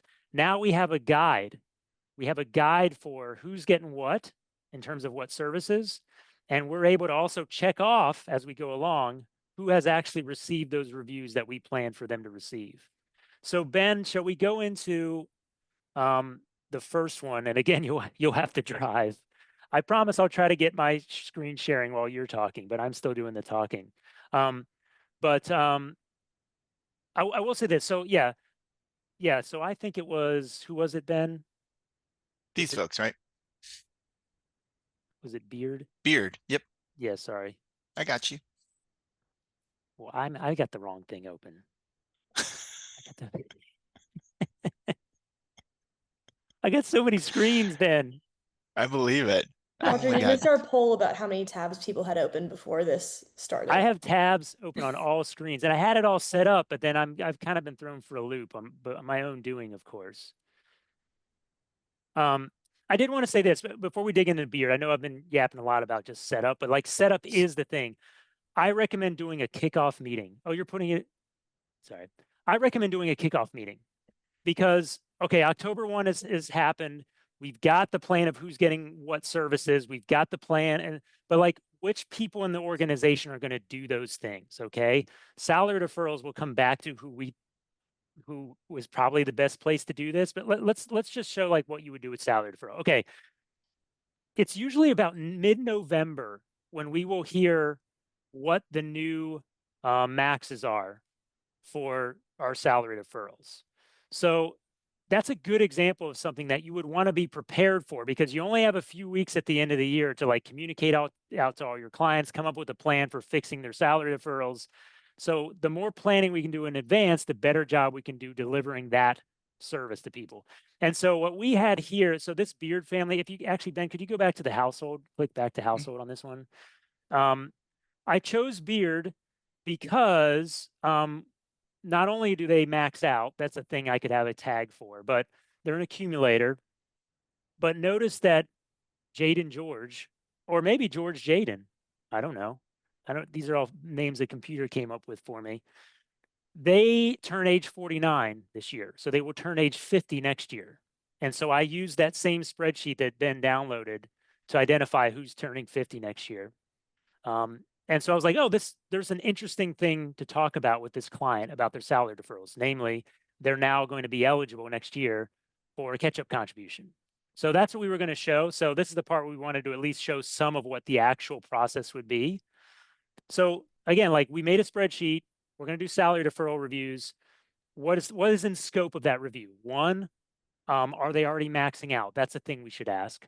Two, is something changing about either their employment status or their age? That means that the amount that they can put into their contributions is different.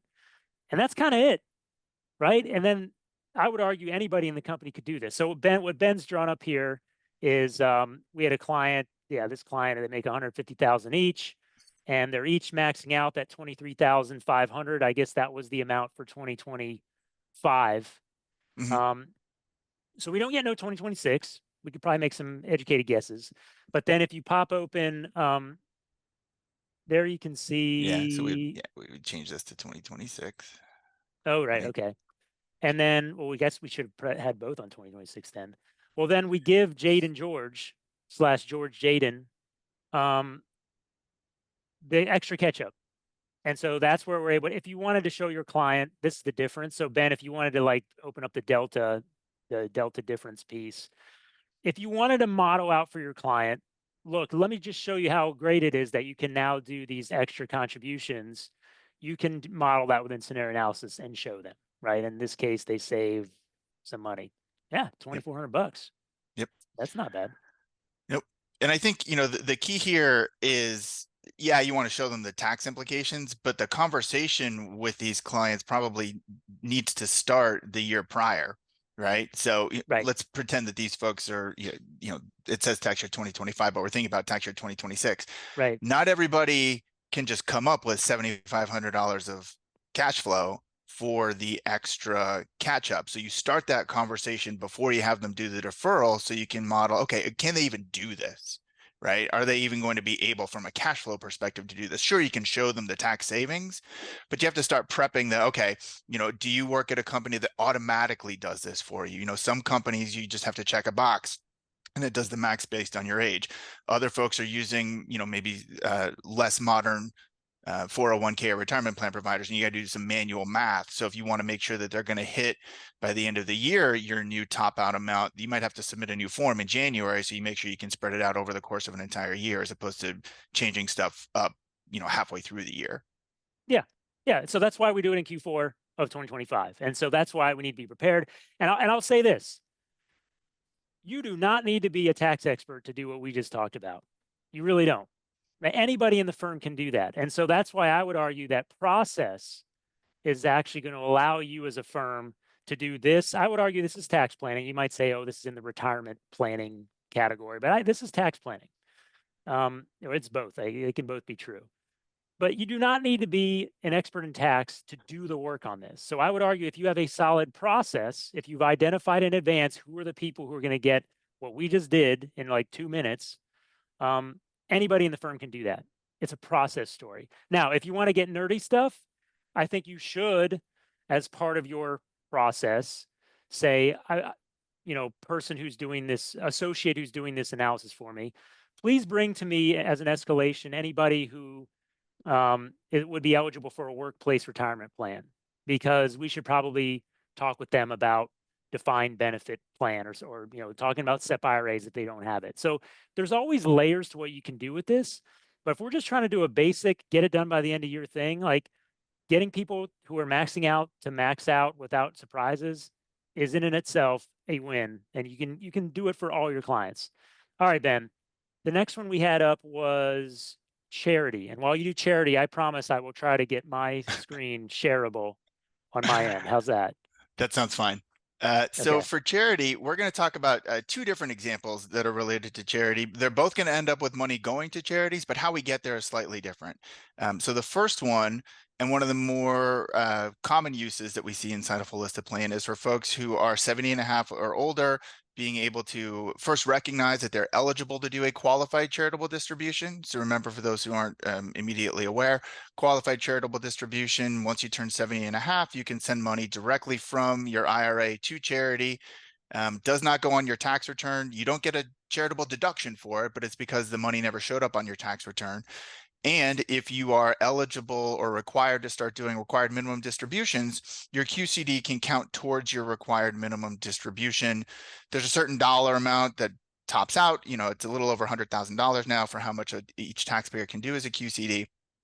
But one of the benefits here, of course, is that for those who are not able to itemize, this is almost a 100% tax efficient charitable deduction or donation, right? Because the money's never going to show up on your tax return, never going to get added to adjusted gross income. And we know that adjusted gross income then also has some implications about deductions and credits that people are able to take. So that's one. Why do you need a deadline? Well, because you have to do it by the end of the year, right? So if it doesn't happen by the end of the year, it's not going to count for this year. So you got to have a deadline. You also have, some folks, they give their clients, I think Roger's firm used to do this, and maybe they still do, but they give their clients a checkbook related to their IRA, so that rather than you processing a whole bunch of small QCD requests through your custodian, you just have them write a check. Now, there are pluses and minuses to that, and time depending. Roger and I can argue about the wisdom of letting folks write checks out of their IRA, but certainly some folks do, and it's very valuable for small dollar things where you're not going to file a form to do like a $25 QCD. Now, the key here, as it relates to required minimum distributions, is that you do need to coordinate with those RMDs, because while your QCD can count towards an RMD, it can't retroactively count towards an RMD, meaning that let's say you have an RMD of $100,000 and you take that required minimum distribution early in the year, you can't then do another $10,000 qualified charitable distribution and have it count towards the RMD, right? IRAs and RMDs work on this first dollar out rule. So that's the nerdy stuff aside. Here's how you would show that to somebody in Holistiplan, or you can model it for yourself. So I've got these two folks. I'm not even going to pretend to pronounce the made up names that Roger gave them, but on their left-hand side, we've got their baseline. And we're assuming that for these folks that one spouse has a required minimum distribution, if I open it up in here, of $40,000, and the other spouse has a required minimum distribution of $30,000. If they had not taken their required minimum distributions yet, and they had charitable intent, we could show that, hey, if you wanted to give $20,000 to somebody or some charity, you could do it as a qualified charitable distribution. That's what we show here in scenario 2. We've reduced the taxable distribution down for spouse 1 by $20,000, entered the $20,000 here in the qualified charitable distribution column right here. And then when we scroll down and run that delta, we can see that by not having that extra $20,000 of income, a couple of things happen with this unique example. First, it actually reduces the amount of their taxable Social Security, because it's brought their total income down. Because remember, that QCD never shows up on the tax return. It also makes them a little bit more eligible for the full enhanced senior deduction, right? So this brand new thing here in 2025. And so by doing that little piece, by doing that $20,000 QCD, as opposed to writing a check to charity out of your checkbook, or even donating appreciated stock, right? Those things happen after the calculation of adjusted gross income, right? Those are after that. So you would not get the same benefit as you would by doing a QCD. In this case, the QCD saves these folks about $5,500 in taxes, right? That's pretty cool stuff. That's real money, right? And so when we talk about, sometimes, I think somebody brought this up in the last section about, do you use the phrase tax savings versus tax deferral, right? That is an important distinction. And sometimes people use them as synonymous, and that's not really true. Sometimes your tax savings is just pushing your tax bill out till later, which has value, but it's not always the same as tax savings. This is tax savings, right? This is $5,400 of tax that somebody does not have to pay just by doing this little qualified charitable distribution technique, as opposed to writing a check directly to charity. That's one charitable example. The second charitable example is for folks maybe who aren't able to do qualified charitable distributions because they're not old enough. And so they are doing that kind of more straightforward charitable contribution. Again, why does this have to happen by the end of the year? Because it just does, right? You have to do it by the end of December for it to count for 2025. So in this case, we've got a slightly different example. These folks are not yet at QCD age. They are taking, I believe, the standard deduction. And in this case, they have a charitable intent of wanting to give $5,000 per year. Now, if we only let them do $5,000 per year, they're never going to get above where that high standard deduction is, right? So the TCJA and the One Big Beautiful Bill Act extended the super high standard deduction as opposed to what things were like 10 years ago. So it gets harder and harder to get above that itemized deduction threshold. However, if we can say, and they have the ability to do, say, 3 years worth of contribution in a single year, either through cash or ideally appreciated security, since that's more tax efficient, and they could do a $15,000 contribution this year, we can model that here inside of our charitable deduction section. So here's their $5,000 normal deduction or contribution. They're only taking the standard. If we can up it up to $15,000, that gets us above the threshold to do an itemized deduction. And then we can see that our delta by doing that is certainly going to be a little bit more, right? It's not huge, right? It's something, and we've intentionally picked some low numbers, but that's still something, right? That's an $800, almost $1,000 savings, and maybe more on the state side. We do have a nice feature inside of Holistiplan where if you are wanting to show folks doing these bundled charitable deductions, most of the time, but not always, people like to do this into a donor advised fund as opposed to directly to a charity. So donor advised fund is a gift to what is effectively its own 501c3, the donor advised fund. So you gift stuff to it and then you make grants out of it, and you get your charitable deduction when you make the grant to the donor advised fund in that first year. We have an explainer that for folks who have never worked with a donor advised fund before, or if you're introducing this concept to your clients, you can walk through what this looks like. So some information up on top and then some math down below where you're showing, okay, what if you just did 3 years of the standard deduction versus this one bunched year with your itemized deductions here and then standard deductions in years 2 and 3, right? So you're highlighting here, not the change in taxes so much, but the change in the total deductions that you would get over that 3-year period. One thing too that we'll point out, although this is true every year, takes on a little bit more importance this year relative to next year, because next year we introduce 2 things. We introduce the concept of there's a floor above which you have to get, it's 0.5% of your adjusted gross income. So your first deductions that are less than 0.5% of your AGI actually don't get counted on your Schedule A. And you kind of see that here where, when we go same income concept from scenario 2 to scenario 3, we've just changed the year. All of a sudden that $15,000 deduction gets whittled down to $13,820 because of that 0.5% AGI floor. That's part of the new tax legislation.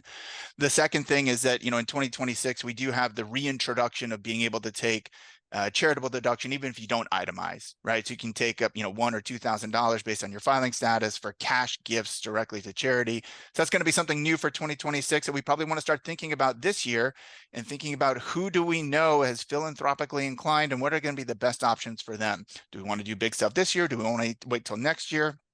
And try to map out what's going to be an optimal solution there. Yeah. So Ben, you delivered on giving them some nerdy stuff. So I appreciate said you I doing would. that.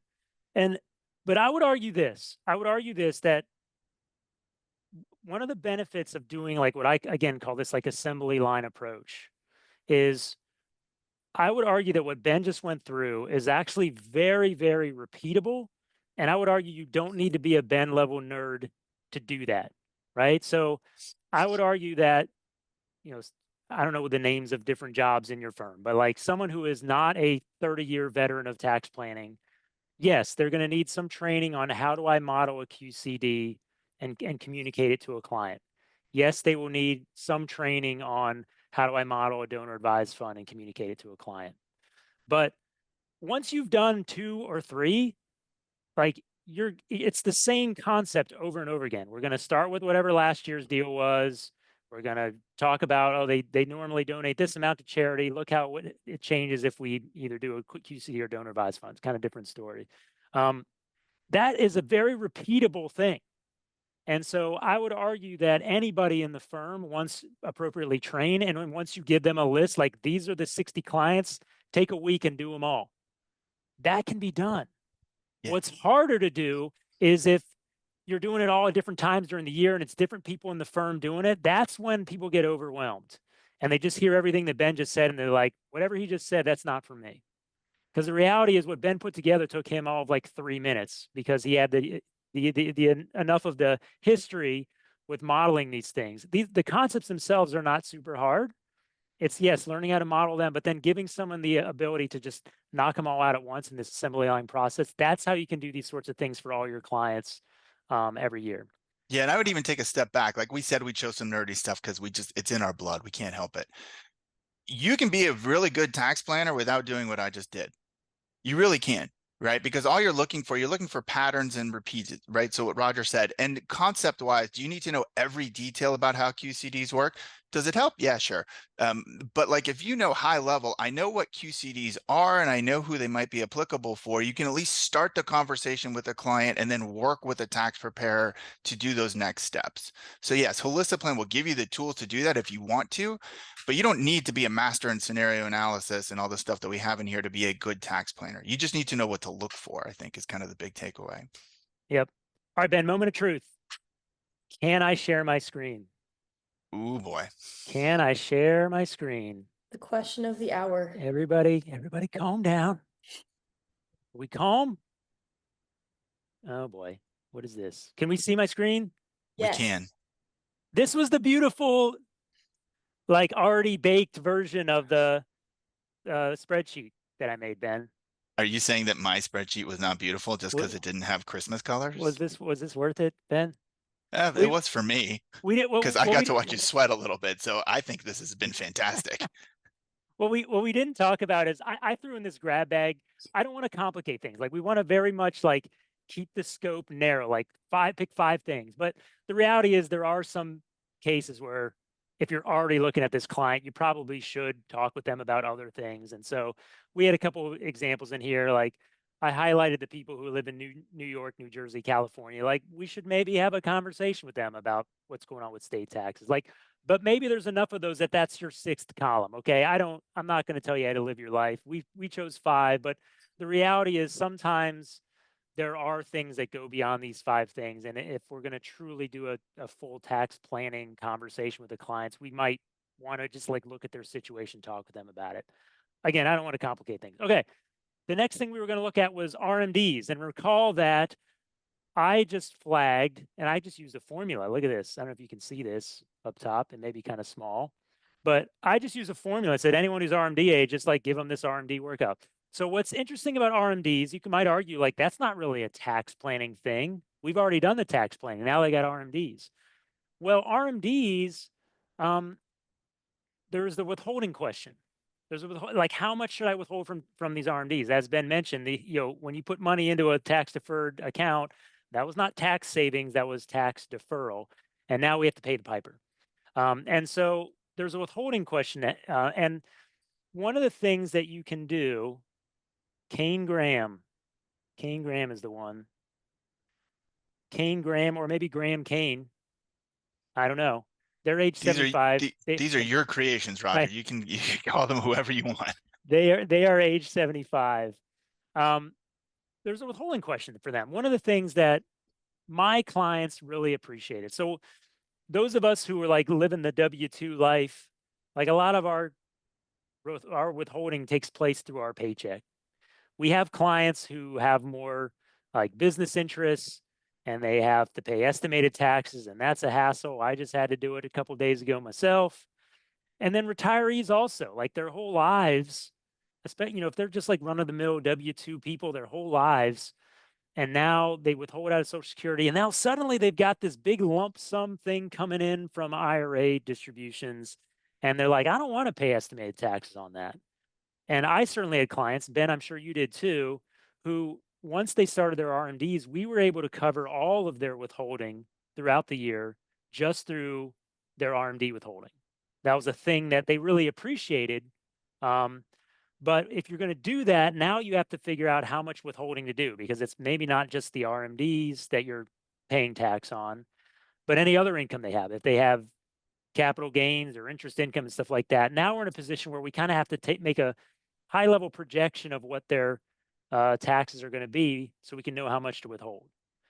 And I will point out, by the way, I think a lot of people know this by now, but one of the kind of cool tricks about withholding from RMDs to pay for your taxes is in the perspective of the IRS, a withholding happened throughout the year on average. So even if you took all the money out on December 31st, I would not recommend waiting till December 31st. But even if you do, the IRS gives you no penalties for paying late. Whereas if you tried to play a game where you pay all your estimated tax on January 15th, they're like, nope, that's not allowed. You're supposed to pay throughout the year. So that's one of the benefits of doing this. So what I did here was, here's a client who, again, one of them was age 75. They've got some RMDs, $61,000. They have other income. They do, by the way, I noticed that they do have some charity here on Schedule A, and there's taking the standard deduction. But that was part of the charity review that Ben just did. So we're not going to do that. But anyway, the point is, this client, I'm going to work up a projection for them. They have about $18,000 of total tax based on what I know about them this year. And the later in the year we go, the more I know about them. So I might recommend to this client, hey, look, your total RMD is, what was it, $61,000. And your tax bill, I can calculate about 18,000. Let's just withhold 20,000, and then you don't have to worry about estimated taxes this year. That's a service we as advisors can provide to our clients. We have to help them do the RMDs anyway if we're that type of firm. And then also through the withholding, we can help them avoid having to pay for estimated taxes for payments throughout the year. And they'll love that. They will really appreciate that service. It's a good example of something we can do for people. All right, rolling along. We took the salary deferrals, RMDs, capital gains harvesting. Another good reason to, actually, let me go back here. Another good reason to make that all households list straight out of Holistiplan is if you upload your tax returns into Holistiplan, something that we only did for one of these clients. But had we done it for all 100 of these clients, Holistiplan would have showed us and would have dropped into that spreadsheet what was their carry forward loss. It pulls it off of the tax return from last year. And so the next one we had up on our list was capital gains harvesting. It's something advisors do anyway at the end of the year. It's still a version of tax planning. So let me just show you an example. Who was it, Ben? It was Berg. Casey Berg. Casey Berg had a carry forward loss from last year of 21,000 bucks. There it is. And there's some amount of capital gain that I can harvest that, first of all, would offset that 21,000. But second of all, their income is actually low enough that I could probably even exercise. I could even realize more capital gains and still be in the 0% capital gains bracket. Like, that's a super valuable thing that we as advisors do at the end of the year for clients. There's a shortcut within Holistiplan to do that. We have a thing called range calc. I'll click these three little buttons here. So first of all, I drew up a picture of what their 2025 income is likely to look at before I start realizing capital gains. And if you haven't used Holistiplan before, you can upload last year's tax return and copy that forward. Let's just do this though. Range calc. What range calc does is it takes that baseline I just made and then it adds income, and then it shows on a graph like what's going to happen to your taxes as you add income. And here in this bottom group here shows me, it's a whole other webinar to show you how this range calc screen works, but it shows me that I can add about $78,000 to $79,000 of capital gains and not have to pay any tax on it. There's a little smidge here because of that $3,000 piece that you can offset against ordinary income. But in general, I can add $78,000 of capital gains and not pay any tax on it based on what I know about this client this year. So that's an example. Again, I feel like you don't need to be a tax expert to even do that. Like, I can take last year's return, I can make a few little edits for this year. The advisor needs to be involved because they know the client best. But then anybody in the firm could then just run this thing and say, look, it looks like if we realized another $75,000 of cap gains, we could safely not pay any additional tax on it. That's a super useful thing that I think anyone in the firm can do. All right, Ben, you want to bring it home with Roth? I sure do. I love how we save the thing that people use Holistiplan the most for the last 3 minutes of presentation time, but Yes, do it. that's how we roll around here. So I've got our last scenario up on here. These folks' last name is Bernard or Cruz or Ryan or all three. But these are retired folks who are taking Social Security, or at least one of them is, but aren't yet at required minimum distribution age. So they're living off of their non-qualified stuff to fund their living expenses. We would hopefully identify these folks as potentially really good Roth candidates earlier in the year. I think in the last session we talked about, there's a benefit of doing Roth conversions earlier in the year when you at least can believe that more often than not, December markets are up relative to January. But we know that if we want to do a Roth conversion to account for this year, we have to do it again by December 31st. So here we've got our baseline situation. We've got a knowledge of what their gross Social Security is. We've got some estimates around investment income. I saw a question from the last one about well, how do you know for sure what investment income is going to be halfway through the year? And the answer is you don't. And I want to disabuse people of a common misconception right now, which is you've got to get this down to the exact penny for how it's going to show up on the tax return. That is an exercise in false precision. And if you go down that road, you will be severely disappointed because you're probably never going to get it right unless you're doing your projections on December 28th, at which point, good luck finding your client to get them to sign the Roth conversion form.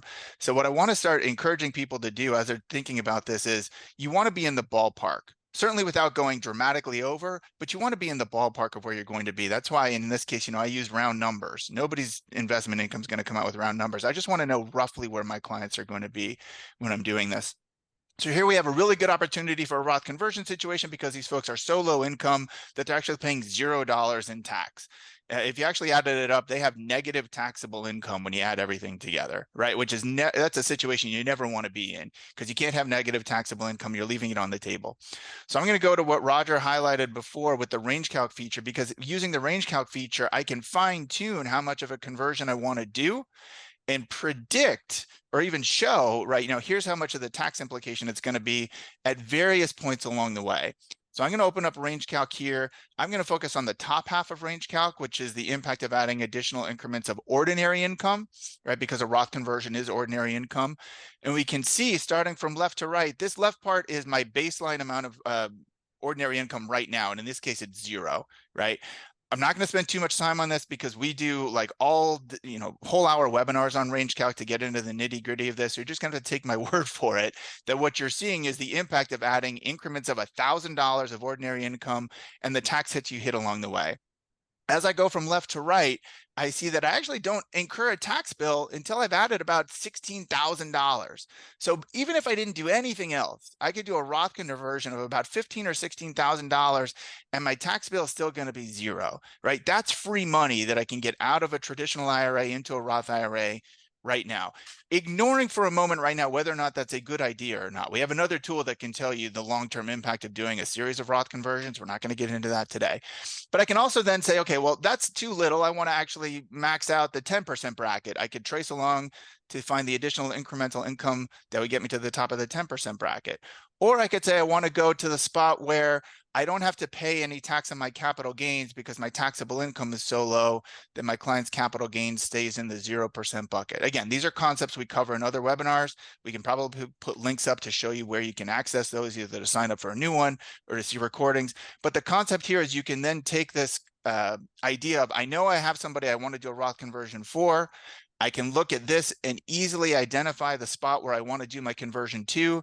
And then let's say in this case, I just wanted to make it at $85,000. So before I start putting those cap gains in the 15% bucket and I start phasing out my enhanced senior deduction, I can then go back into my scenario, build a brand new one by copying this one over, scrolling down to the Roth conversion screen, and we're going to give Leighton an $85,000 Roth conversion. I did that because it came out to the marginal bracket that I might want, or the tax bracket that I want. I still might want to know how much that's going to cost, right? So again, somebody said this before, they weren't aware that this was a feature. You can compare two scenarios in scenario analysis by hovering between them and clicking this little delta icon. That'll open up this comparison window. And now I can see that this $85,000 conversion is going to cost these folks about $7,900 or so in federal tax. Maybe I'm okay with that. Maybe my clients are okay with that for the long-term benefit, but you can at least give them an idea of how much that conversion is going to cost inside the system. So Roger, I think we're at the point where you take us home. Yeah, let's do that. Just let me just share my screen because I want to demonstrate that you know how to do it now. Just, you know, just to make sure people believe. Just to bring it home, I mean, the last part of a assembly line approach to any financial planning, but tax planning in particular, is you gotta like track your status. And so what I added to my little spreadsheet was this status column. You know, this is complete. Different firms do it different ways. I mean, you know, we talked about putting certain tasks with associates and then advisors. I've definitely seen cases where there is a review step. So it's like we're going to do the first initial draft and then I discuss with the advisor. These are all statuses that you get to build your own process. The key, though, is for me, process is what makes these things scalable.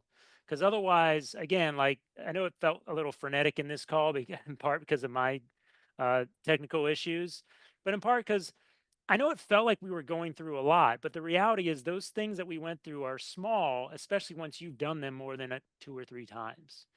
And so that's to me the main message is build the process, like build the tracking spreadsheet, build the process for like what is in or out of scope. When we talk about an RMD review or a Roth review, what is in or out of scope? If you have infinite scope, yes, you won't be able to scale it. Limit the scope. And then so I'll just give one more bit of advice. We used to use this process within my old firm when back when I was an advisor. I really believed in the kickoff meeting to start the year, you know, who's going to do what. I believed in meetings throughout because you learn things as you go. Like someone's like, hey, I didn't even realize that you could bookmark this and therefore it's faster to do this. Like that's one of the benefits of having everyone in the firm working on a similar project together. You're learning together and improving together as you work on it. And then similarly, my final note, Alana, then I'll disappear, was do a post-mortem meeting also, right? You just went through this. It's January 5th. You all came back from the holidays. You've managed to get everything done by the end of the year. And everything in every fiber in your being wants to move on to whatever the next thing is, which maybe it's tax letters in Q1. I don't know. But take the time to like go through what you learned. Like, you know, we really should have a marker on our clients to say who's maxing because that would go a lot faster next year when we try to identify who those people are. While it's fresh in your mind, act on the things you learned so that next year when you run the process again, you're that much more efficient. You can take the things you learn and apply them the next year. Do that post-mortem meeting. Okay.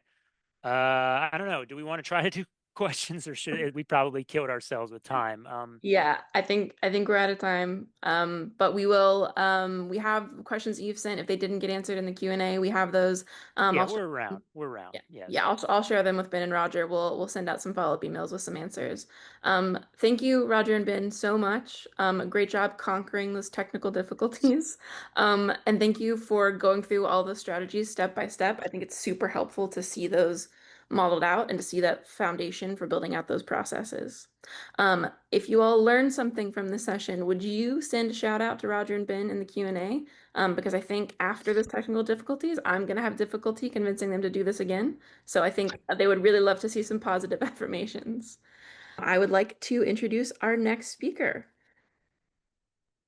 Jamie Hopkins is the Chief Wealth Officer for Bryn Mawr Trust and the CEO of Bryn Mawr Capital Management. He has extensive wealth management experience, bringing innovative thinking, transformative leadership, and a strong reputation for fostering client relationships. He oversees the private wealth management group's financial advice strategies and growth initiatives, along with leading the institutional and personal trust businesses. Jamie graduated from Temple University School of Law, where he received his Master of Laws, and Villanova University School of Law, where he earned his Juris Doctorate. Jamie also earned a master's degree in financial planning from the American College of Financial Services and a master's degree in business administration from Villanova University. A Wall Street Journal bestselling author, educator, and executive speaker, Jamie serves on numerous advisory boards around the financial services industry and formerly is a national trustee member of the National Association of Insurance and Financial Advisors. Jamie is also the founder and president of the 501c3 nonprofit FinServe Foundation and was recognized as the 2021 RIA Thought Leader of the Year by wealthmanagement.com and is in the top 10 of Investopedia 100 Top Financial Advisors for 2023. Welcome, Jamie. We are so happy to have you join us here today. Yeah, well, that's a long bio. That's like the whole presentation. You had to tell It's all impressive. of your accomplishments in under 30 seconds. Had to get them all in. Well, thank you everyone for having me on, and I will try my best on sharing here in a second too. But yeah, just want to thank Holistiplan and everyone else for joining us. So yeah, today should be fun. I've got a couple different things we're gonna try to get through here. So it looks like part one is up, so that's good. Like partially there, so good to go. All right. Well, thanks everyone. I'm going to talk through, I think I've got 6 or 7 different kind of estate planning related topics here that I'll touch on the tax world. The headline one of this is usually about this digital estate planning part and afterlife in the cloud, but I did broaden the whole presentation, I think, for this audience and narrowed that part down. So should be some fun topics here to cover today. So I'm going to take this angle, although when I kept working on it last night and I kept thinking like estate tax in my head, but it's like estate and tax planning today, not estate tax planning for the most part. So how does our estate planning, this end of life conversation, really intersect with our tax and our financial planning? Because often some of these topics that you'll see on here, we spend a lot of time on the front end of them, HSAs and 529s. And, how are we going to have this conversation with our clients about saving in them? But the unwinding of some of these can be super complex. IRAs, we tend to get into it more just because of RMDs, right? And what happens when these pass over. So we're going to walk through a handful of these today, hopefully leaving you with a good number of tips or different ways to think about these conversations with clients moving forward. Definitely things that in our business we're dealing with on a pretty constant basis. And some of these you might have heard before. Hopefully I'll add a little bit of a different spin or conversation point to them. So like most good presentations, right, we want to frame up the conversation a little bit here to get started. So as part of my bio, I am an attorney by trade. Kind of started off in that estate planning world. So I want to talk through just some of these things out there. This one I thought was, a very interesting slide out there. This actually came from some original research we ran last year at Bryn Mawr Trust. And this was just looking at, how many people have different things in place today. As a lot of you probably know, this estate planning fintech from, all these great solutions out there is continuing to grow. It's kind of to me, the next big real demand center here. And shockingly to me, I was really, really shocked by how many clients out there did not have an estate plan in place while still working with a financial advisor. It does not shock me on the other side, like how many of the national population has an estate plan in place, 32%. I've seen some other numbers saying as low as 22%. So I think that's a fair range out there. Now, technically, everybody's got a plan in place. It's just not a good one, right? There is a default plan that sits out there if you do nothing, and your estate will pass through probate and other mechanisms. But I was pretty shocked that actually, interestingly enough, when you pulled out the high net worth people and when you looked at advisors on a national representative stage, it was actually lower than the average person suggesting they had a plan. There's actually other research that has shown this too. I think really what's happening here is people with advisors are understanding the features of it that they need more. So as they get educated, they realize that they don't actually have all the features of a good estate plan or will in place, while those that are not being educated on it are thinking that they're covered here, but really aren't, because it's hard to explain it otherwise. But it's not an uncommon finding here in this space. So very, very interesting. So what does that tell me? Even on the best side, a lot of our clients still do not have estate plans in place. This was a 10-step process that I came up with, back when I was doing estate planning work. And I really haven't changed it much since then because it's kind of a broad-based piece. But I put this together actually while I was going through the CFP curriculum and doing estate planning work. And so you kind of see this melding of the financial into a more classic, probably 6-step estate planning process. So I'll just read through these. We're not going to spend a lot of time on this one today, but I still view estate planning as part of the financial plan. So understanding the goals of the client. What are we trying to achieve? Because all these different tactics, we're talking about CRUTs and CRATs later on, they're only useful if I know what the client wants. Just like all of you every day. If we don't know what the client wants, like the CRATs and CRUTs aren't useful in a vacuum. They're only useful to accomplish a specific outcome, which is typically a split interest gift between a family member, ourselves, and a charity. I have this one is probably the one that I get as much pushback as anything is involving the family early on. Well, for about a third of households in the United States, when they pass away, they essentially have no real estate of value. So to me, the estate planning portion is less so about dollars and numbers, but more about leaving your family in a good spot, taking care of the people you love, and not leaving them headaches. That's a big part of what we do. So I actually have a big argument that we should involve family, loved ones, friends, the people who are going to be involved in this estate planning process as early as possible. For some people, there isn't anybody to involve. That's okay, but that's still the right amount of involvement in figuring that out. So understanding the finances, review housing and care alternatives so we can live a good end of life, reviewing the current plan, because as I said, everybody has a current estate plan. It's just not a good one. Establishing these documents, our will, trust, power of attorney, healthcare power of attorney, implementing the plan, communicating the plan out to those that need to know, which sometimes can be a very small group. Distributing documents to the people who need documents. Could it be the hospital, your attorney, your financial advisor, and then updating this over time. So I have this slide too, and I mentioned this already, but we want to prepare for a good end of life. All of you probably have this, like, hey, don't we want to have a good retirement and planning for a good life? But often we stop short of this, like, let's plan for a good end of life. Like, what happens, right, when finality becomes reality, the end of our life? I like to talk about it too, as we probably have all heard this before, but the, go years of retirement, the slow go years, the no go years. And then I always say there's something after that, the final act. And the final act is when this finality becomes reality. And not only should we be planning for a good retirement, but we should be planning for a good end of all of this too. So we're leaving the people we care about without headaches, that we're leaving them with peace of mind and a way to enjoy and celebrate our lives, not a complicated mess where nobody can find any of our stuff and documents that haven't been updated in 30 years. We want to leave people when they're struggling about our loss in the best possible place we can leave them. So these are just a bunch of different things that I say, hey, we should be thinking about these things when we're having an estate plan, about children, control of assets, right? Privacy can really matter to some people. The cost of this, how do we protect assets and expenses and taxes and put something together that really matches up with what the client is trying to get to? Then we have a lot of mechanisms in which we can get here. And none of these, right, are really like always required, actually, even though I say mandatory. Most people need a will.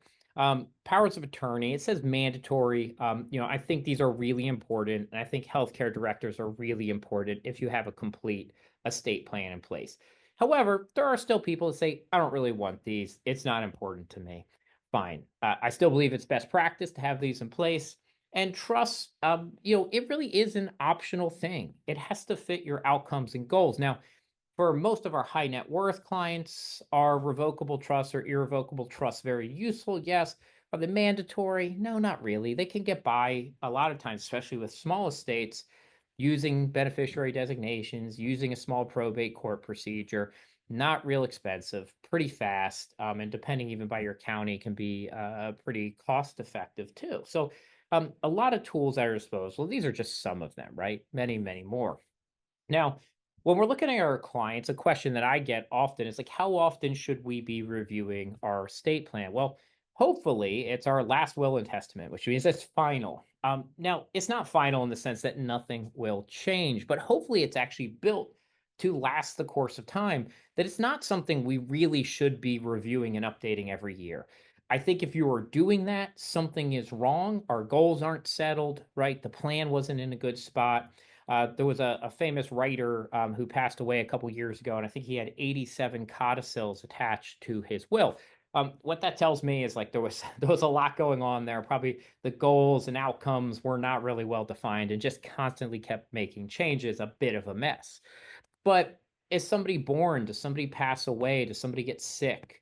Do we inherit money? Do we lose money? Do we start a company? Does something go wrong with our health? Do the tax laws change like they will be again?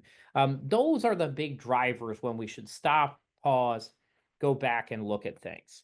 Obviously the one big beautiful bill, that's one that could cause people to say, you know what? Are things different enough after this that I need to update some of my estate planning?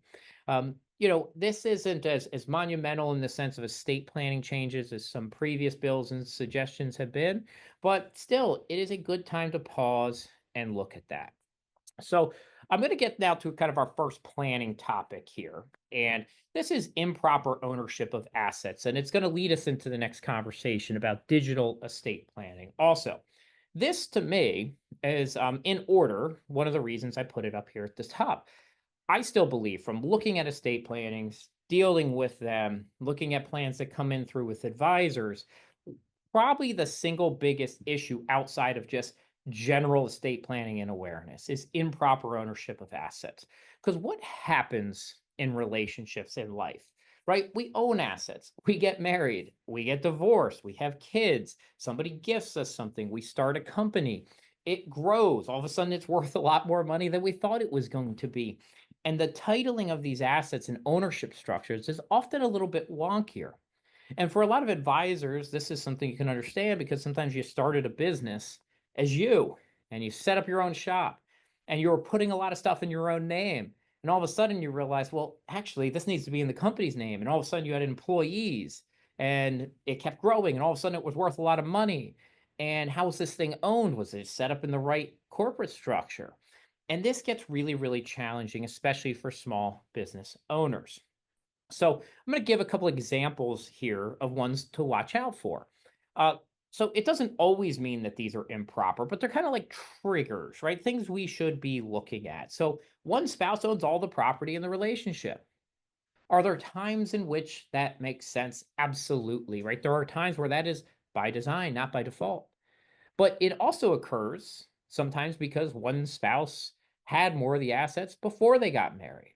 One spouse divested some of theirs. They just didn't think about it. They bought the house before they met.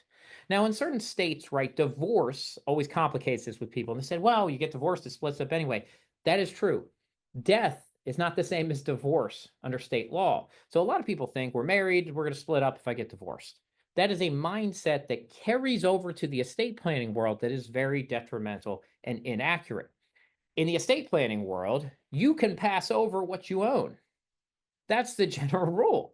So if you own all the assets, you die, it goes into your estate. That is the general rule of thumb out there. Now, there's a million different caveats to that, being that most estate planning is done at the state level. So it depends, what state are we in? What are those state transfer, probate, succession rules?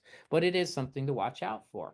Uncoordinated beneficiary designations. We're going to talk about this one here in a second, but not updating those, putting minors as the direct beneficiaries can be an issue. I have that down here at the bottom too. But updating beneficiary designations, that's a super important one. It is one that in the financial service world, as advisors, we tend to do a little better on because these are products that we're familiar with. Ownership structures we are familiar with, from IRAs to 401ks to life insurance. We are a little bit better at following up on some of these. Failure to fund a trust is a big one, occurs all the time. Somebody goes out, they set up their estate plan, they set up a revocable trust. They're supposed to go title the property in there. Never happens. Unfunded trust causes issues later on when they think those assets have been titled in there and never were. So that's actually something in the estate process that occurs a lot, is a really big issue and continues to plague kind of proper planning. Minors as joint owners can be an issue. I think anytime you're dealing with minors as potential beneficiaries or inheritors, we just have to be really careful about this. Like, how are they going to own this? How are they going to manage it? And sometimes being careful about like picking a guardian that's one person, and picking, the manager or the fiduciary over the assets is a different person. How well will these coordinate? Or vice versa, where everything is one person. How well are they going to manage these assets for these kids? Are they going to have a lot of self-dealing, which you see in court case after court case, where, a brother, sister took over the kids and the money and spent it on a lot of inappropriate things, but without real restrictions there, without the right structure, that can happen. So incorrect real estate titling, again, especially in the spousal world, occurs a lot, where one spouse, they get remarried, they don't retitle things. Assets could pass to the children of the first spouse, and all of a sudden the new spouse is kind of left without a home. That is a scary thing that does occur. Assets directly to special needs, or beneficiary with special needs. Again, how do we want to structure special needs trusts and transfers here? And then business assets in the owner's name, not the business itself. That's a very common one. In the RIA world, as part of an acquisition that I was working on one time, we ran into this issue where actually some of the assets of the RIA business owner was actually held in the owner's name. And we were having trouble with that. It did get resolved, but we were having trouble with that during the transformation of the business, because when we were going to them, they said, well, that wasn't sold. It's actually not in the name of the business. It was under the original owner's name. Ones to watch out here for are like websites, right? Did you set up the website under your own personal account or under a company account? And if that were to happen and you were to pass away, that asset is not an asset of the business. And you'll see things like that pop up. So when you're thinking about your business and protecting its value, making sure that emails, websites, all of the contracts and ownership are in the business ownership, not in the owner's name. So this one is super important in the kind of improper ownership of assets and coordinated beneficiary designations. And I like to point this one out, although a lot of you probably know this already, but it is one that, isn't super common every day that we're dealing with. So it's always good to highlight these ones. So when we're doing beneficiary reviews, watch out for these ex-spouse situations for federally designed benefits.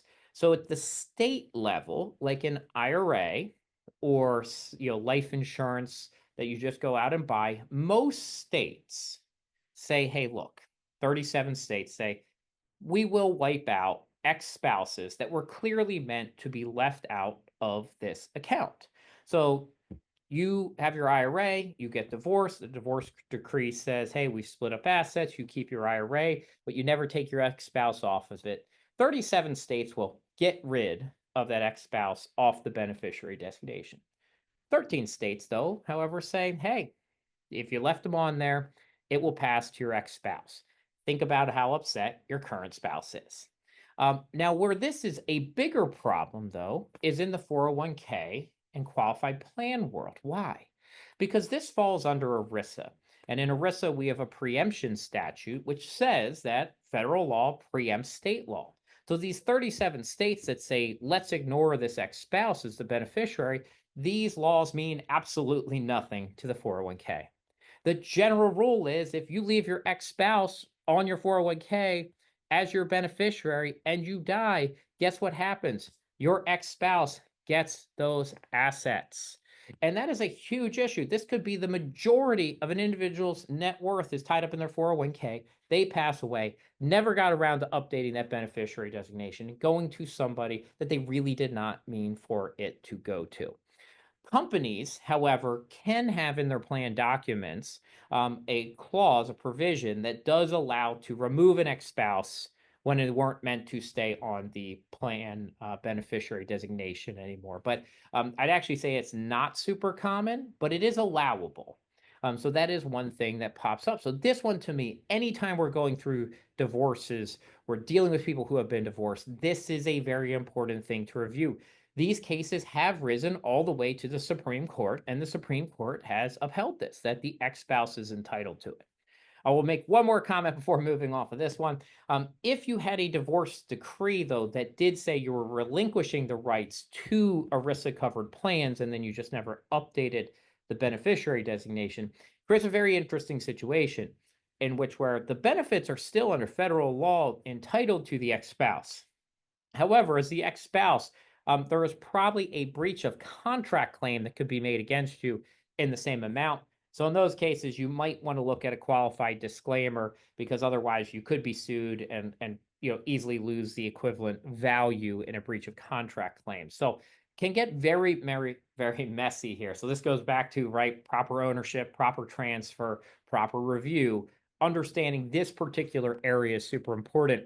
While I don't have it on the slide, this does also apply to federal government provided life insurance. It's risen up in court cases before too, because again, same federal preemption statute kicks in there.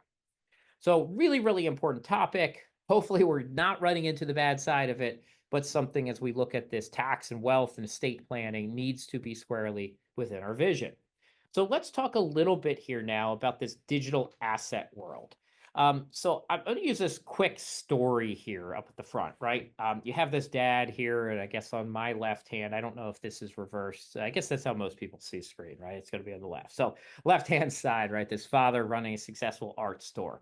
His son says, hey, let me help dad run this business, get it all set up, gets the digital storefront done, launches the website, takes over the social media. They move from taking cash in the store to online bill pay, order tracking, everything. Store goes up online, right? And, great.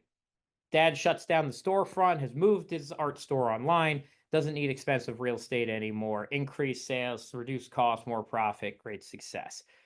This little photo is completely AI generated too, just so you know. But then what happens, right? Son tragically passes away. Again, AI generated photo. I think he has one extra finger there too, just to make sure it's perfect AI. Her hands kind of blend together. So this is quickly disappearing, but still kind of exists today. Son passes away, right? Super tragic. Well, what happened? The son was the only one that knew the access to the email, the online systems, the website, all of it. And what did the son do? He just put it all in his own name because he just wanted to help his dad get all this stuff up and running. Father reaches out to all the service providers, but they can't help him. Why? Because he does not own any of these accounts, right? All of a sudden, this store is essentially, right, shut down. He can't do anything, can't operate any of the things that he wanted to operate, right? And even if he can go make a claim in court, this could take years to get access to these, or he'd have to spin up all new things. Incredibly, incredibly challenging situation. And this happens, right? This happens at single person risk inside small companies where one person manages all the tech, ends up sick in the hospital, can't work, right? Can't move the business forward. This is a bigger problem when it's like this, right? When it's named in somebody who is not the business. So this starts to build this modern day complication around digital assets and estate planning. While there's a lot of really cool things that are occurring in the digitalization of our world, there's ownership issues we've never dealt with before. There's control issues, there's distribution issues that we have never dealt with before as a society until relatively recently. Our assets and storefronts have only been online for a couple decades. We had storefronts for thousands and thousands of years. We know how to transfer those, but we're not as good at transferring digital assets yet. And so, again, this goes back to some of the research we did, but what you see here today is high net worth individuals have digital assets all across the place. 27% of a national survey of Americans say they have online business accounts at this point, 27%. That's a huge number. That goes back to the story we just said, but financial assets, over half of Americans, financial information, websites, photos, all of these things. We've moved our traditional world online. That's where we live today. All of you are on a webinar right now watching something that used to be done in person, right? And how do we deal with all this complexity moving forward?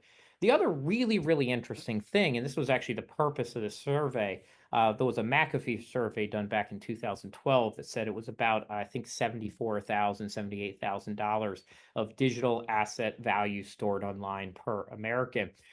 This survey actually found it's probably closer to $191,000. Now, this is a self-valuation of what kind of you would pay if you lost all of your digital assets. How much kind of like damage would that cause you? Your photos, your websites, access to your online bank accounts, all those things added up together.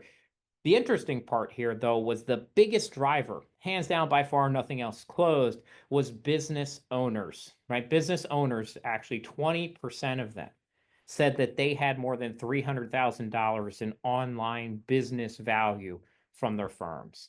That is a tremendous amount. And we are doing very, very, very little to manage these today. Now, this does include things like crypto and those things. So that does fall in here. But when we talk about digital assets, that's actually a relatively small portion of our digital assets. It's our email, it's our websites, our social media, it's our photos online. It's all of those things that get added up together becomes our digital assets.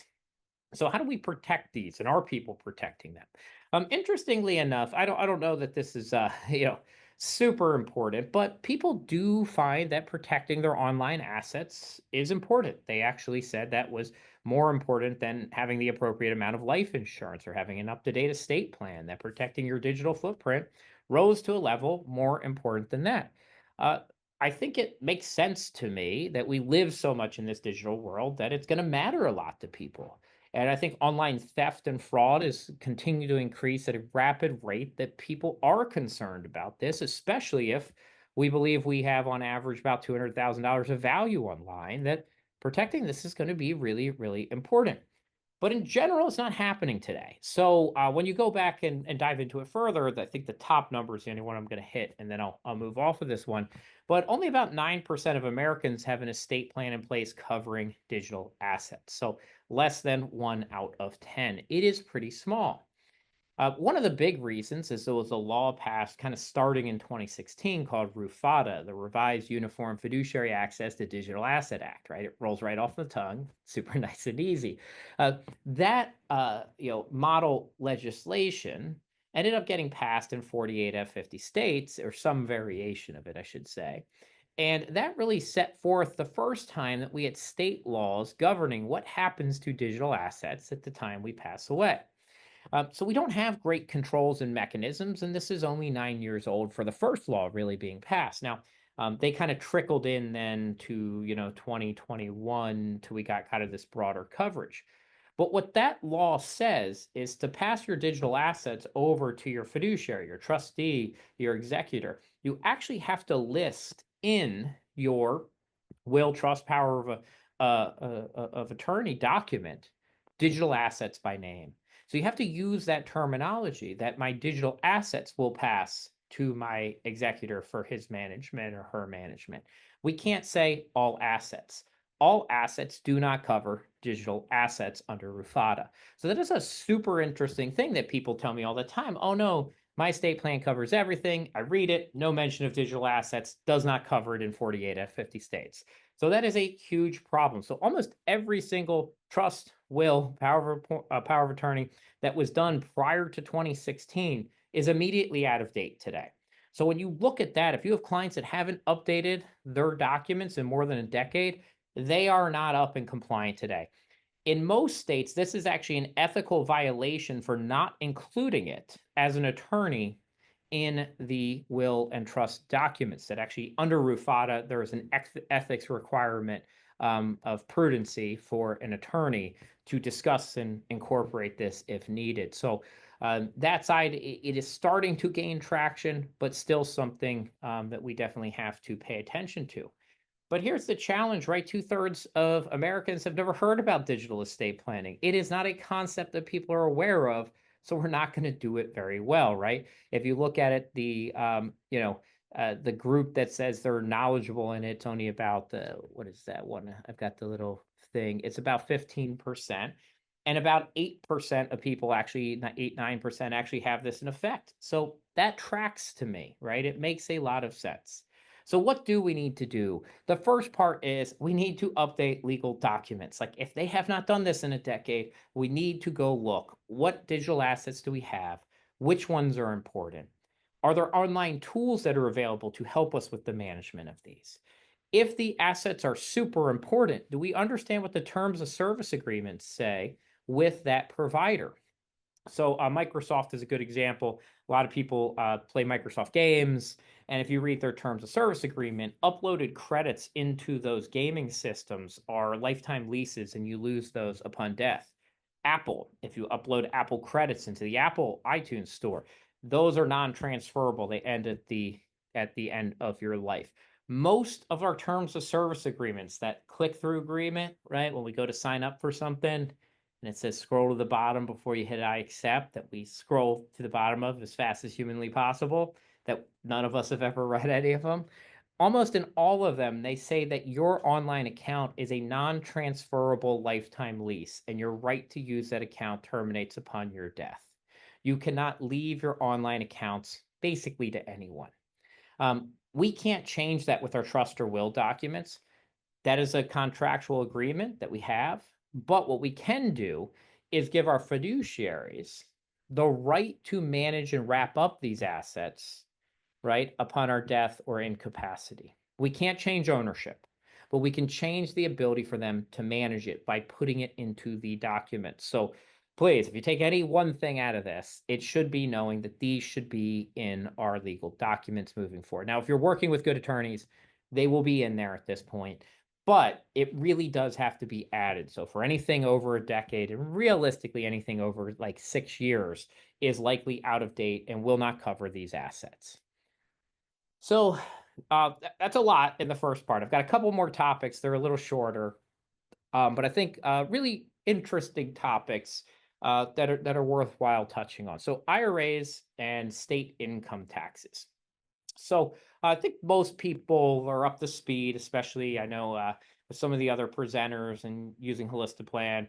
We're not going to spend time on really understanding these distribution rules, but most people are aware, right? IRAs after Secure Act and Secure Act 2.0, we got different RMD rules, we got different distribution rules to inherited accounts, but non-spousal accounts, generally speaking, we have this 10-year distribution rule. And that changed planning here a lot. Strategically, how do we spread out taxes over time? How do we maximize what we transfer to our heirs, our children, our grandchildren, our spouses? But generally speaking, when somebody inherits a traditional IRA, after we pass away, the distributions from that IRA are going to be subject, right? State income taxes and federal ordinary income taxes at the time they're distributed from the IRA. That's the general rule we need to know, that these are taxable. There is almost nothing we can do about the federal one, right? That it is what it is. We can't move to a different state and get out of federal taxes. From a state income tax perspective, though, that is a little bit different. If we have a kid that lives in a lower tax state, we could leave them the assets and they pay less in taxes.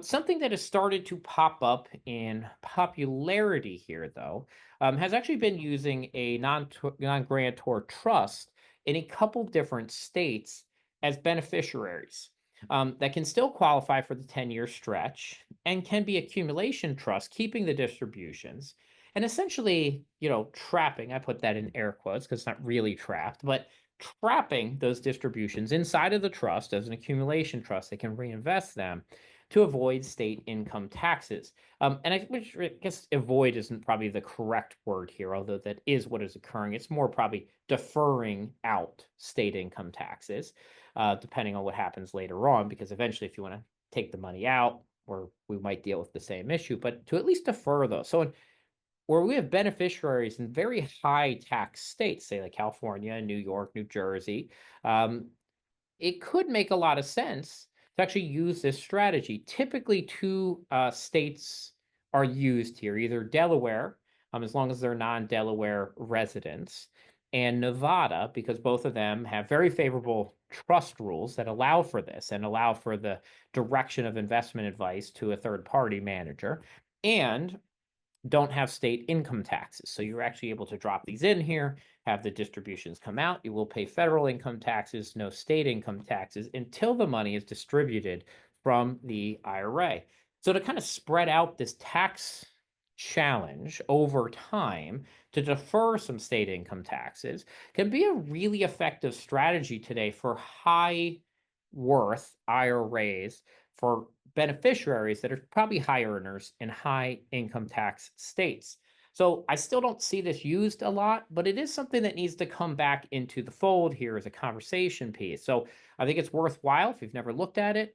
There are a number of companies that help kind of operate this from a trustee perspective. You do need a trustee in those states in order to be able to do this. So that's kind of, those two states are very preferential ones. Some of the other income tax states don't have good trust rules and trust laws, so they're not favorable for this. But really, this is landing in Nevada and Delaware today. But really interesting planning opportunity to kind of reduce down these state income taxes. But it's always worth the caveat, right? If you're living in New Jersey and then eventually take all the money out of the IRA in 15 years, New Jersey is going to tax you likely on that distribution from the trust at that time at the state level. So it doesn't necessarily, I said that avoid, it's not necessarily a permanent avoidance. But then if you move to Texas at some point, retired, and then could take the money out of the trust, you actually would have avoided it. And so it's a very interesting, and we're seeing more and more of these out there today. So next one here, Kratz and Krutz, similar strategy here. This actually was talked a lot right after Secure Act and Secure Act 2.0. And then I always notice these things pop up, they're interesting, and then start to drop down. I see Julie raised her hand. I don't know if I should be paying attention to things on the screen or not. So got a couple hand raised. Probably as good a time as any to take a pause, and so did I just answer questions? Is that good? We got more hands raised. Yeah, we've got some, if you look at the Q&A tab, people right. now can send your questions there, so that Jamie and the rest of us can take a look at them and get them answered. All right, let's see what we have here. What's considered a small state? So that's a very good question. So that is going to actually be county by county. A lot of times it's like under 100,000. So that's a good one. But you do have to check with that county. It is not a state by state. So there's small probate proceedings, and different areas will have different amounts. But it does tend to be small. Not thinking like under $1 million as a small account, but like under 50, under 20, under 10, under 100. That typically is more of your range. So great question. Next one here. Can you go over listing minors in 401k retirement plans, best practices? Generally speaking, we should not list minors as direct beneficiaries of accounts. That's actually going to be the best practice. There's a lot of complexity that comes with it because they cannot take over that account at that point. So somebody else is still going to have to be appointed. So typically, that is where we would have, right, a trust or some other type of beneficiary there. As the kids get older, though, a lot of times it actually makes sense to remove that trustee or trust vehicle from the ownership structure, because at that point, we really could split it up across multiple people. So that's a good one, too. Let's see what we have here. We had a lot of questions.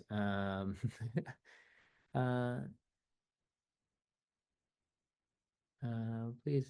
Oh yeah, that's a good one. So this is a great, Steve, great suggestion.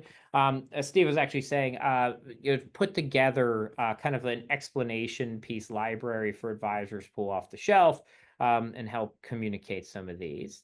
Can I list the 13 the spousal states? If you Google this one, there are some charts out there. I do not remember the 13 off the top of my head. But if you, I could, I think there was an article within the last, I will say, year in Trust and Estate Journal by Hoyt, who actually has a list at the end of the article. So if you kind of probably search like IRA, ex-spouse, beneficiary, Trust and Estate Journal, there is an article by Hoyt that has a reference to this at the end of it. So that's actually a fairly specific way to point you to that one, since a couple people asked that one. Actually, that's kind of 3 people there. Digital assets when only one owner is allowed on the account. This is a great question. So most digital assets actually are only going to allow one owner on the account. So if you think about digital assets, it's mostly a online account, right? Like that's the short answer. You have one owner because one owner ties to one entrance point into the account, right? So your username is your global ID tag for your ownership of that service, is the short way to say it. But this gets to the other point. It is really super unlikely that when you get any type of online account, that the actual account itself you own outside of a lifetime lease, that you can use it for a period of time. They can cancel it, but even if you die, you don't own the account. So mentally, we have to think about like Gmail, right? My Google account, I do not own. I have a legal copyright ownership of the emails I've drafted that sit underneath of there. But I do not own the email and I do not own the account. But I have a copyright ownership to the emails I have drafted. Now, are my copyright emails super valuable in and of themselves? Not really. But actually, Rufata even goes so far to say that they don't need to pass over your emails to you, but just a listing of all the stuff you have in there. Oddly enough, they don't actually have to give you access to your email in and of itself. Now, some of those ones, Google, Facebook, I think LinkedIn just added, have the equivalent of a beneficiary designation that you can now add. So if you go into Facebook, you can actually set it so it memorializes you upon your death. You can do the same thing with Google, which will actually, at a period of not, I guess, inactivity, you can set it so it passes your email and login to a different account. So essentially, right, you become inactive for 3 months, something happened to you, it will kick that over to a different person to be able to go in and manage. But remember, keep that like differentiation in your mind. Ownership of the assets and access to them are very, very different things. So that's a super fine line here, but very important. So like Coinbase, I'll hit this one and then I'll keep moving on. Coinbase, if you looked at, I haven't looked at the agreement as of recent. It's probably been 2 years. But my original Coinbase agreement actually said that if something happened to me, my heirs, my beneficiaries, nobody could have my Coinbase account. So that's a really interesting one, right? Because I have a valuable asset inside of there, right? Bitcoin, but I have no right to enter the account. So that becomes that situation that if you do not put that in your trust and will documents, your fiduciary has no right to go in there to get out the value. So that is where this planning becomes super, super important. All right, 1,000 people can ask a lot of questions. Should I just keep going through these? I don't know. People also raise their hands, say keep presenting, but it's going to take me a bit to hit all these. What do people usually do, Kate and Lana? Yeah, you're welcome to keep going, Jamie. We'll have, the Q&A will stay up, so those questions aren't going anywhere. All right, all right. We I will can go for follow a up little with people longer. later. We knocked out a couple. Thank you for answering those. Yeah, that was great. Yeah. Yeah, I'll come back if I get to more of these. But and am I till 2:00 exactly? Is that my time? Yep. 11 minutes. All right. All right, let's try to hit a couple more. I'll try to get back here. So CRATs and CRUTs, super important topic. So CRATs and CRUTs are two different versions of charitable remainder trusts. So a charitable remainder annuity trust and a charitable remainder unit trust. A CRAT is essentially a fixed percentage, 4% of $1 million trust, pays out 40 grand a year, every year, till it runs out of money, basically. A CRUT says, hey, 4%. But we're going to revalue the account each year. So year one, it's $1 million, it's 40,000. The next year, market tanks and it's 500,000. Well, now we pay out 20,000. So it's going to revalue. So CRUTs and CRATs are actually very unique vehicles to be considered as potential beneficiaries of IRAs and retirement accounts. So the first thing, though, is if your client has absolutely zero charitable intent, this is likely not a good strategy. However, if your client says, I want to leave something to a charity, and you see that they have a large IRA or 401k that's going to become an IRA, this is a worthwhile conversation. It was not as big of a conversation when we could stretch out IRA distributions over the course of somebody's life. But since we went to mostly that 10-year rule, this has actually become to the point where in some situations, we can leave more money to our beneficiary than we could with a traditional 10-year IRA distribution. And when we combine the amount that goes to both the charity and the individual, actually in most situations, it will beat out the total amount of money that is being passed over to like our kids as the beneficiary. Now you say, how does that happen? Well, essentially what happens is if we leave the IRA to a charitable remainder trust, right? And the IRA goes there, it's distributed out, but it is not taxed at that point. So the whole $1 million sits in the charitable remainder trust. It gets invested and it starts paying out that payment, whether it's a CRUT or a CRAT. You can have it pay for 20 years as a fixed time period or for the life of the beneficiary. And then the remainder, whatever's left over in there, then goes to the charity income tax free at that time. So as the individual gets payments out, they will pay taxes in a similar fashion, although there is an ordering of this too, right? Where you get, the kind of tax deferred money, ordinary income, all the way to capital gains as it distributes across the timeline. Mostly just think about it as ordinary income to the income beneficiary. Then the remainder goes to the charity tax free. The other thing we get is we can now spread this out over 30 years. So we can almost mimic the traditional IRA stretch by using a charitable remainder annuity trust or CRUT. So we can get a 35-year payout time period. So we're able to spread out that tax hit. We're able to defer taxes for a longer period of time. For the amount that is expected to go to the charity, we get an estate tax deduction if that's important, but that number's so high today, as you see, I really don't talk about it a lot, especially after the new bills going up even further, not impacting most of our clients. We get continued tax deferred growth and potential tax mitigation. When you layer all those things in, what you start to see is a little bit of this. So this is one of my good friends, Bob Keebler's been doing this analysis for years now. But this is actually some of his analysis. And what this is showing is if you look at, and it should make general good sense, that if you have an immediate distribution of a $1 million IRA and you pay 40% taxes, you're going to have the least amount of money because you pay this huge tax hit up front. And then a 5-year distribution period for qualified assets, you're going to have the next least amount because you have the least amount of tax deferral. The next one is going to be the 10-year. So those are the bottom 3 lines, that red, orange, and I don't know, neon-ish blue line. Turquoise, I don't know. Everybody probably sees that one different on their computer. But the bottom 3 lines all make sense in conjunction to each other. Now, the lines that go above it, the important thing about those 4 are that they're all just different versions of charitable remainder trusts. But across the entire spectrum, even if the individual only lives for 1 year, they will pass more money net of taxes to the beneficiary and charity across the entire spectrum of the potential 30-year time period.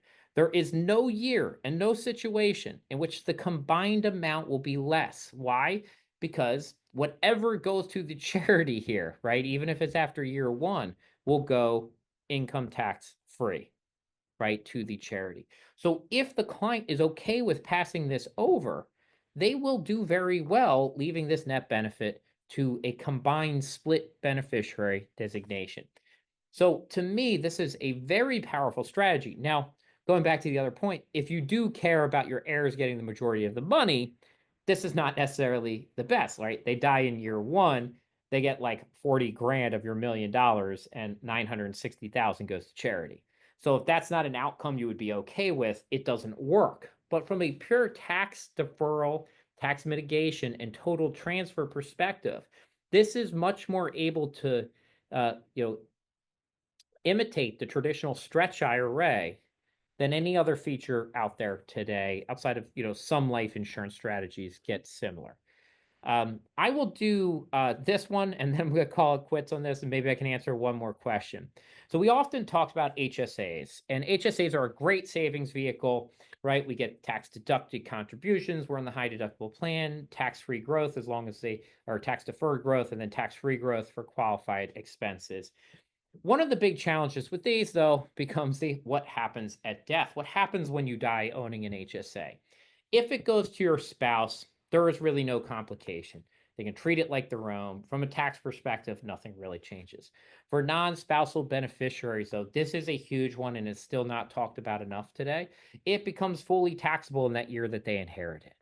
You can, however, pay for expenses of the deceased owner within 12 months of the owner dying, and they will reduce that tax liability. So if they have really high medical expenses when they pass away, you might be able to deplete this thing down, pay it via here. There is no step up in basis of this asset at death, so it's fully taxable at that point. The other thing that's important is, let's say the owner was not using their HSA and accumulating those medical receipts their whole life and storing them and say, one day I'm going to take all the money out and get it. Those you can't use. They actually have to be expenses that you pay within that 12-month window to offset the taxes. So it's a little bit of a nuance here, but a really, really important one is HSAs continue to grow. We continue to save in them. We do have to understand a strategy to deal with these. If we get these large HSAs in the next decade and somebody passes away, how do we deal with this? Right? Making sure that we are covering those, end of life costs here. Definitely important. So I'm going to stop there because I'm pretty much out of time. I only had 2 more topics anyway. Yeah, do you want me to answer 1 or 2 more questions? Or I can kind of say thank you and start wrapping up too. Yeah, feel free to maybe answer 1 more question in the chat, and then we've got about 2 minutes and we can tie it up there. Yeah. Okay. A couple of these, a couple of the quick one is Bitcoin part of the digital estate planning? Absolutely. Crypto are digital assets and need to be planned for in the same way. Would access to a password vault where all account usernames help access to the others? So this is fairly nuanced one. Practically speaking, yes, having access to the usernames and passwords would give you access, right? It's having the keys. If you have the keys to the house, you can go inside the house. Legally, though, you might actually not have legal rights to access those. And technically, if you're using a password or username that you don't have a legal right to, is a breach of federal law. While like technically, yes, if I had Kate's username and password, can I log in as Kate? Yes, but I'm impersonating Kate. I don't have a legal right to access those. Your terms of service agreements almost all say you can't give your username or passwords to anybody else too. So like that's actually in there. So the correct thing to do is to keep a list of those, but also to have it still listed in the documents that this fiduciary has a right to it. So that's a good one. Awesome. Thank you so much, Jamie, for your time today. You managed to have a super big presentation and answer a lot of questions. That's a lot to conquer in an hour. Yeah. But we're really thankful for having you on the call. And we are going to share, Jamie's slides with you guys. So if you have questions, we'll have those slides available for you. Feel free to give Jamie a shout out in the Q&A. I know that, we had a lot of good things to take in this presentation. So feel free to share something you learned. And we're gonna go for another short break, but don't worry, we'll be right back. We're gonna have Debbie Taylor come on in just a few minutes. Well, thank you, everyone. Thanks, everybody, for listening. I know there was a lot of questions. I'm happy to take some of them. If you want to share my email or you want me to, or LinkedIn is an easy way to find me too on LinkedIn. Is totally fine with me. Yeah, we'll do a little follow-up. Jamie, I'll share the questions with you after the fact, and then we'll include some answers in our follow-up emails for this. So you guys will get your questions answered for And sure. if Debbie's on here now, Debbie, do a great job. Love you. Always does an amazing job for you all and everyone. So thank you, everyone. Have a blessed day. Well, thanks so much, Jamie. We'll be right back, everybody. All right, everybody, welcome back. All right. Debbie Taylor is coming up next. But before we get started with her presentation, we have another poll for you. Now, this is a point of contention and controversy amongst the Holistiplan team internally. So just prepare yourselves. How do we feel about candy corn?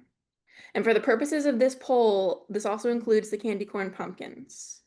Because people seem to have a different opinion about those than they do just regular candy corn. And I think they taste the same and the texture is almost the same, so close enough that I want to include them. I am loving the split of these results right now. Well, they kind of were jumping all over the place for a second. But it's basically neck and neck.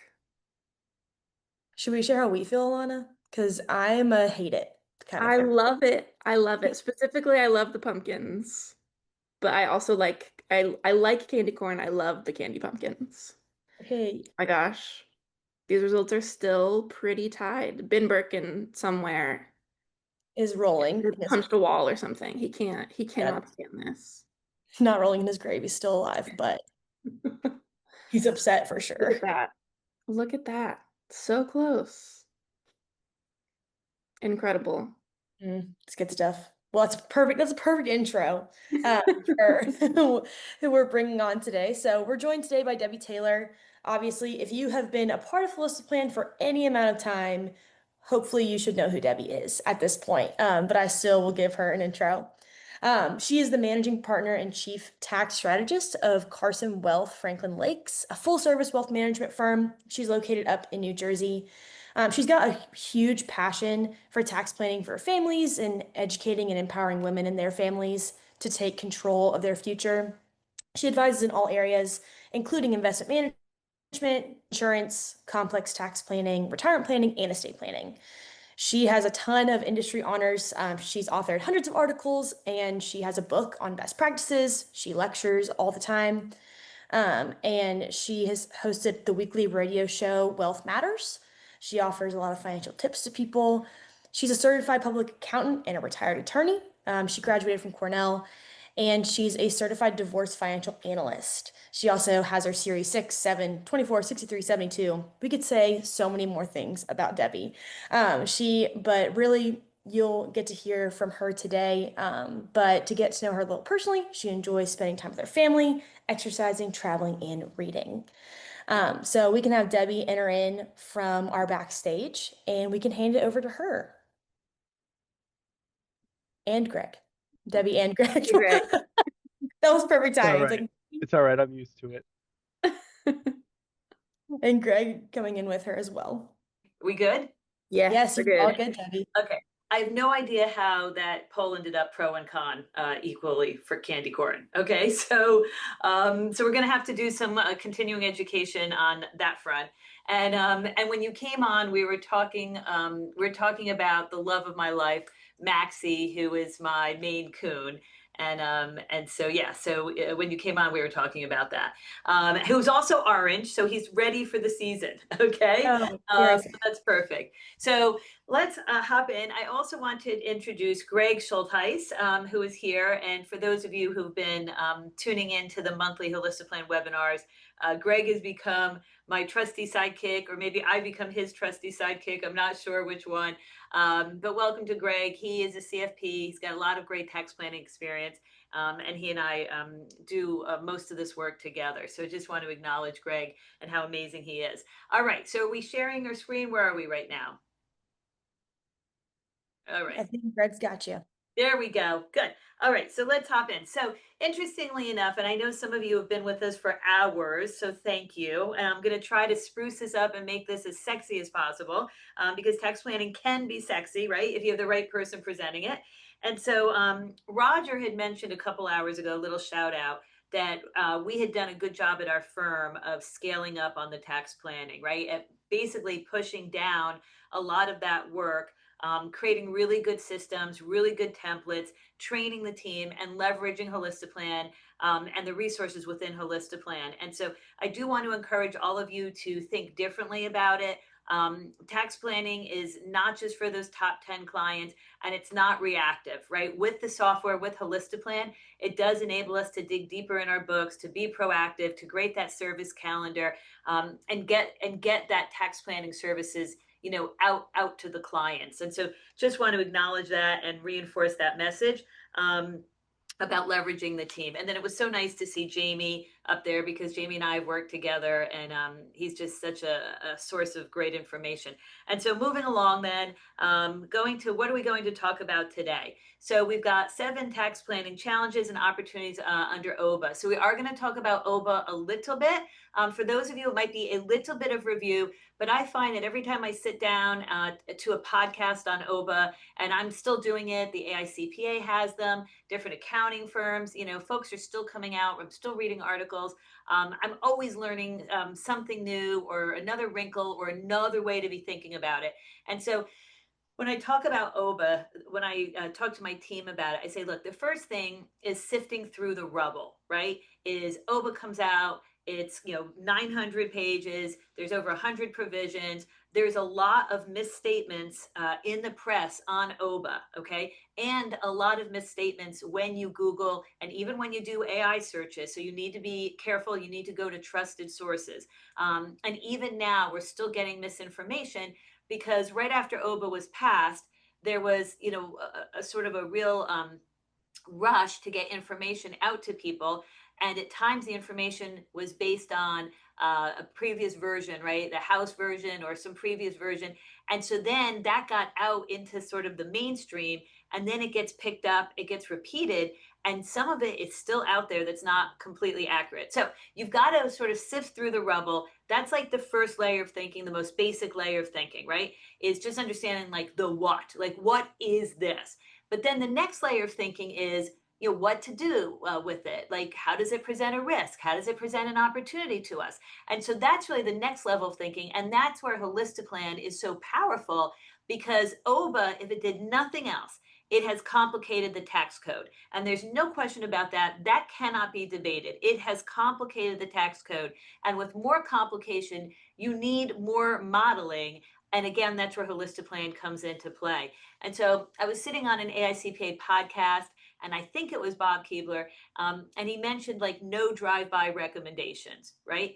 And that's become my new favorite term, is no drive-by recommendations, because you're going to open yourself up to liability if you start just talking like, oh, Roth conversion, yeah, that's a great idea.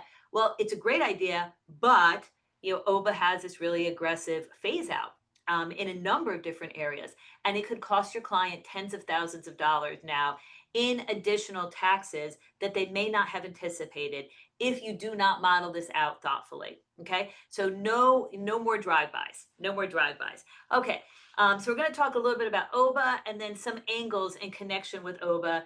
And then Greg is going to take the lead in areas 2 and 3, is digging into the software. And I know, that can be a little bit dry sometimes. And so Greg's laughing, and I tease him about this. And so I'm going to try to make it interesting as he gets into the software. But this is one of the reasons that you're getting the CFP credits, is because we are going into the software. So it does qualify.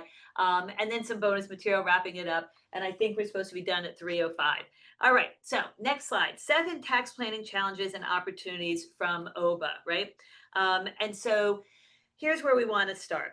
Is OBA basically made permanent, and let's just talk about that for a second, right? Permanent in Washington is not like permanent in the real world, right? Permanent is small p, permanent is written in pencil. So whenever I say permanent, it is with that disclaimer that can change, right? That can change. And so when you're thinking about planning for your clients, I don't want anybody snoozing here. I don't want anyone doing victory laps. This is the tax law for now. But that doesn't mean it's going to be like this 4 or 5 years from now. So just keep that in the back of your mind. Okay, this is hysterical. What does Debbie like to read? Did you see that question? I Okay, did. I was waiting for you to see that that's one. hysterical. So the question is it business reading that you're curious about, or my leisure reading? Obviously, like 80% of my life is business reading, right? So I'm addicted to Journal, Barron's, and I love The Economist. And then I do read all the trades, right? I read all the gossipy trades, for our industry. And then in my quote spare time, I do enjoy historical fiction, and I read a lot about World War II. But I love historical fiction, and I'm curious if you have any recommendations. You can drop them in the chat. So anyway, that's my thought there. Okay, so back to this. So OBA made permanent the lower tax rates, 7 tax brackets set up from TCJA. And remember, the big risk was 37% going to 39.6%. Obviously, that did not happen. A few little wrinkles on that. They added an additional year of inflation adjustment to the 10 and 12% tax brackets beginning at the end of this year. What does that mean? That means that we're all going to be in those lower 10 and 12% tax brackets for a little bit longer, which is a good thing, right? So that's just a little wrinkle. What you want to do here is focus on long-term capital gains rates then, which are continuing to be preferenced for most of us. The other thing that OBA did. And again, I'm trying to mention some of the things that you might not have seen on the surface, right? This is sort of the behind the scenes stuff.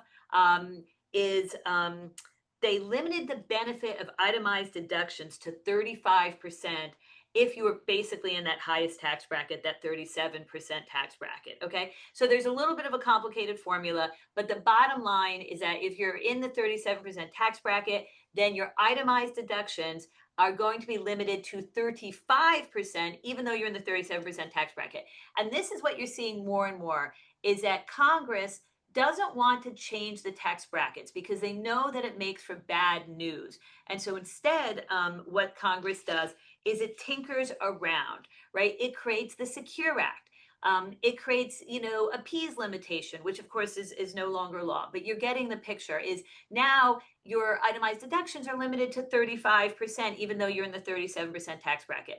And so you've got to be aware of all these sort of backdoor ways that the government is trying to raise taxes on our clients. And again, that's why Holistiplan is so important, because if you showed up with your handy dandy like tax rate schedule or tax bracket schedule, which I'm absolutely addicted to, and I don't go into any meetings without this, all right? Any meetings. It's my little cheat sheet. But remember now, these tax brackets only tell part of the story, right? It's almost like a starting point, but then you've got to realize, oh, within the 24% tax bracket, I could have all kinds of phase outs. So is it really 24% or is it possibly a higher number? And so this is like your starting point, but then Holistiplan is how you end it, with the precision, right? With the precision and the confidence. Okay. So we've got a limit then on our itemized deduction. So remember, for your wealthier clients, then a lot of them might have investment interest. That's going to be limited, right, to that 35%. And again, that begins next year. Also, again, some things to think about high level is the tax cliff in the late 2020s. Now, nobody knows what's going to happen when a lot of these provisions expire, because many of them are temporary, particularly the Trump promises are temporary. So a lot of them are going to expire in the next few years. And again, most people aren't even talking about that. We're just trying to sift through the rubble now. But you, the planner, need to be thinking and possibly doing multi-year projections, multi-year analysis, and maybe not so much today in 2025 or 2026, but definitely in 2027, 2028, because it may make sense then to be accelerating income or deferring income, depending on the client situation and what tax breaks we're looking for, what phase outs we're dealing with. And so again, something to keep in the back of your mind. Now look, those multi-year projections can even make sense now in certain instances, but certainly as we get to the end of these temporary provisions. So again, we got to start thinking a little bit differently. The other thing is your clients should probably start tracking their deductions again. They haven't done that for the most part since 2017 when the TCJA was passed, because 90% of your clients are taking the standard deduction. So they're just like, we're good here, right? I'm taking the standard deduction. Their tax preparers are thrilled because the last thing they want is that shoebox of receipts. And I used to prepare taxes and I remember those shoe boxes and it was ridiculous. Okay. Like, why aren't you adding this up on your own? Why are you showing up with a shoebox of pharmaceutical, CVS and Walgreens receipts and expecting me to add $10 and $12? But yes, that's what used to happen. And now for years, that doesn't happen anymore because 90% of clients were taking the standard deduction. And so the CPAs were more than happy to just be like, yeah, we don't have to deal with that anymore.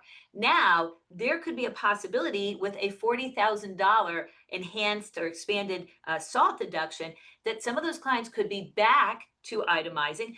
We don't know what those numbers look like yet because we've got to go through a tax season and then it will be reported. And I'm really curious to see how it sort of how it comes out. But in the meanwhile, you should be preparing your clients to collect those receipts because some of them may start itemizing again and they need to start paying attention to charitable deductions again and some of the other areas that they're still allowed to itemize, mostly charitable and medical, mostly. So that's another thought, sort of a change. No drive-by recommendations we talked about. And then again, taking a step back. What is the name of the game here? And the step back is we want to pay taxes at our lowest lifetime rate and offset taxes at the highest rate. So we want to pay taxes at our lowest lifetime rate. And so the modeling, the long-term thinking still needs to win.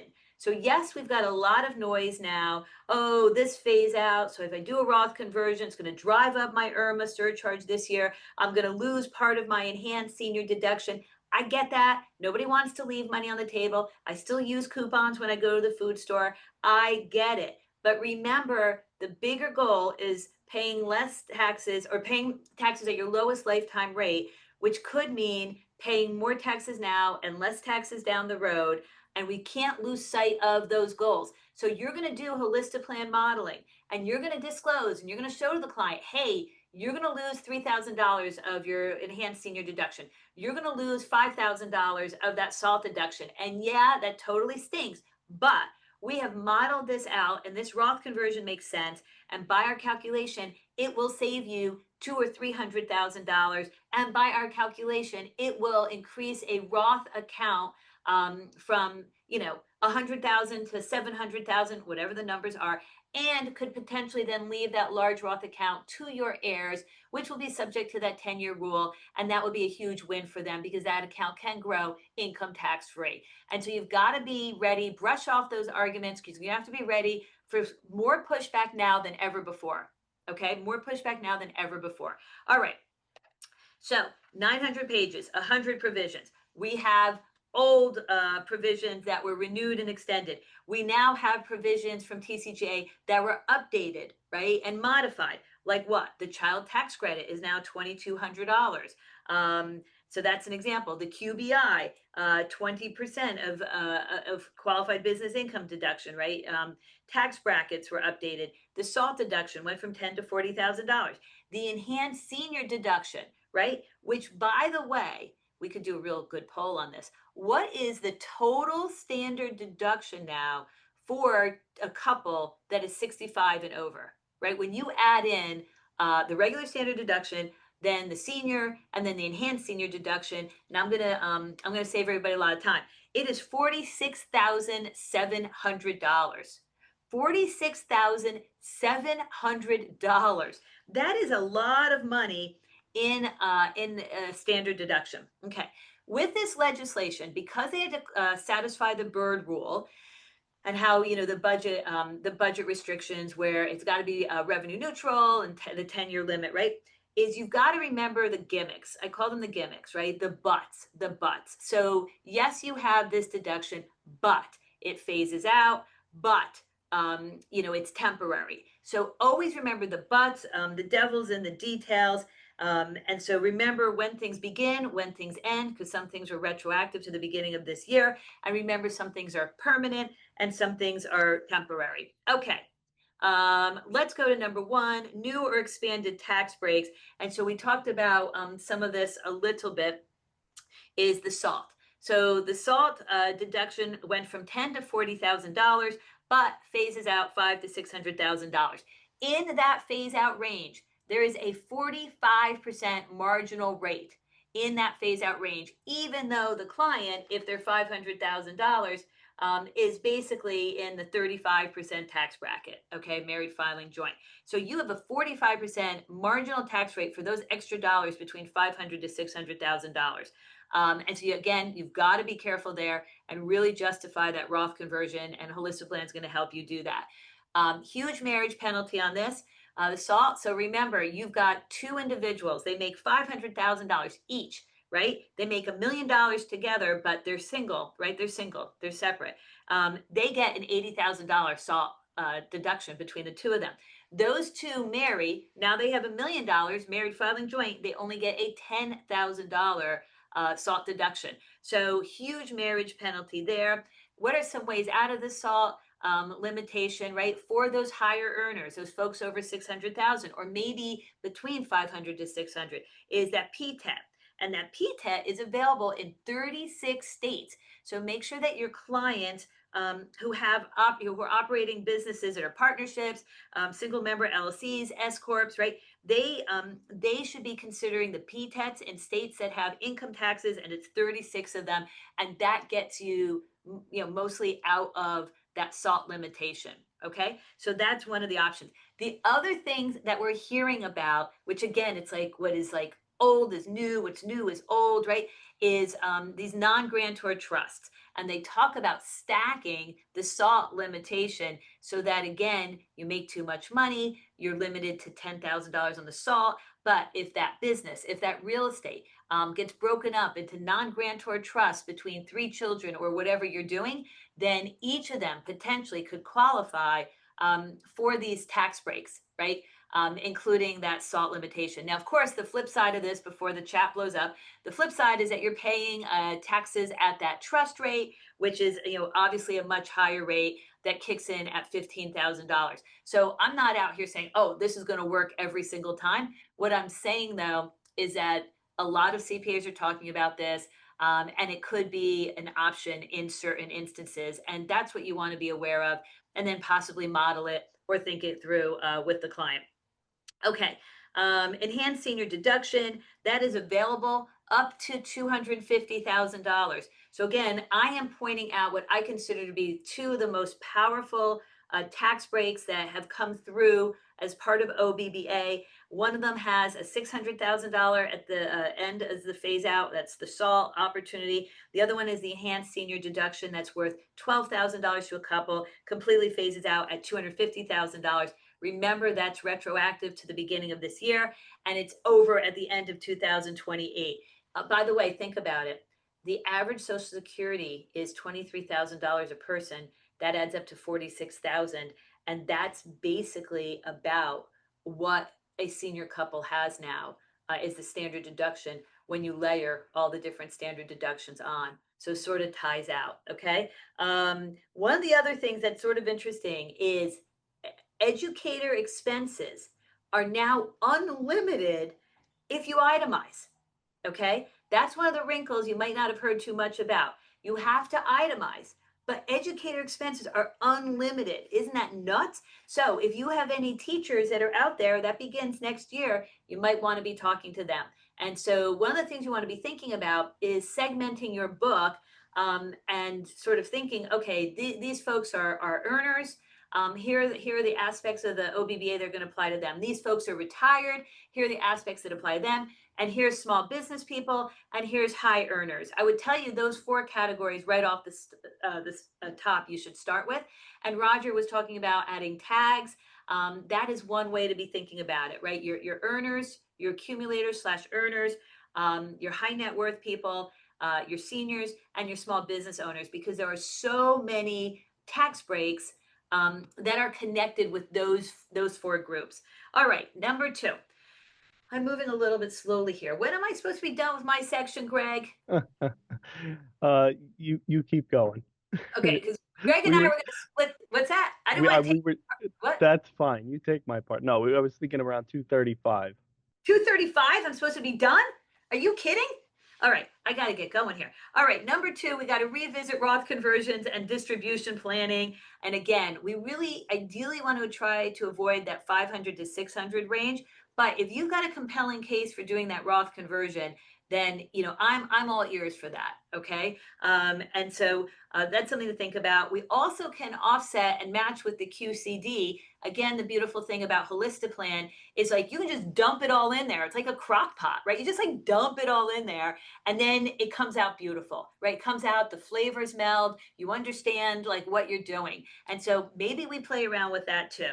I want every single one of you to have disclaimers on the top of your Roth conversion emails. We create a special disclaimer on the top. It is bold, it is yellow, and you better be warning these clients about the OBBA, and certain phase outs could be affected because their CPA is going to be thrilled to tell them about that next year at tax time and basically blame it on you possibly, right? And the client might forget these conversations you're having, the rationale you gave them. So you want to make sure at the top of that email is like, hey, Roth conversions could increase your taxes, particularly more so under OBBA, and then specifically cite I did the enhanced senior deduction and the SAW. Now, if you're in Nevada and you've got a lot of people that work for tips, well, by all means, you might want to reference that as well, right? But I'm saying, like, depending on your clients, I would have some disclaimer at the top of that email to make it super clear what's going on, okay? Let's still focus on our long-term goals, right? Even if some of these things phase out a little bit, we got to see the big picture here. But to be clear, particularly in that 500 to 600 range, it is a minimum 45% marginal rate, and it could be closer to 70% or higher if you're also pushing down the QBI, or if you've got a client in a high tax state like California. So it's a total danger zone, that 500 to 600. All right, number 3, expanded 529 and new Trump accounts. Greg, was I really supposed to be done at 235? Are you kidding? No, call it 240. Okay, this is crazy.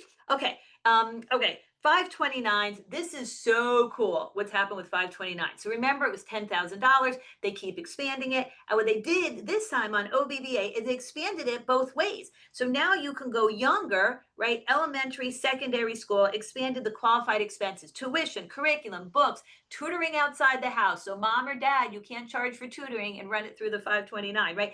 Testing fees. Did you think about that, Greg? That's what I thought about, because I would have collected a lot of money from the 529 as a qualified expense if I charged for all the tutoring for my 3 kids, okay? And so they're saying, oh, no, you can't do that, right?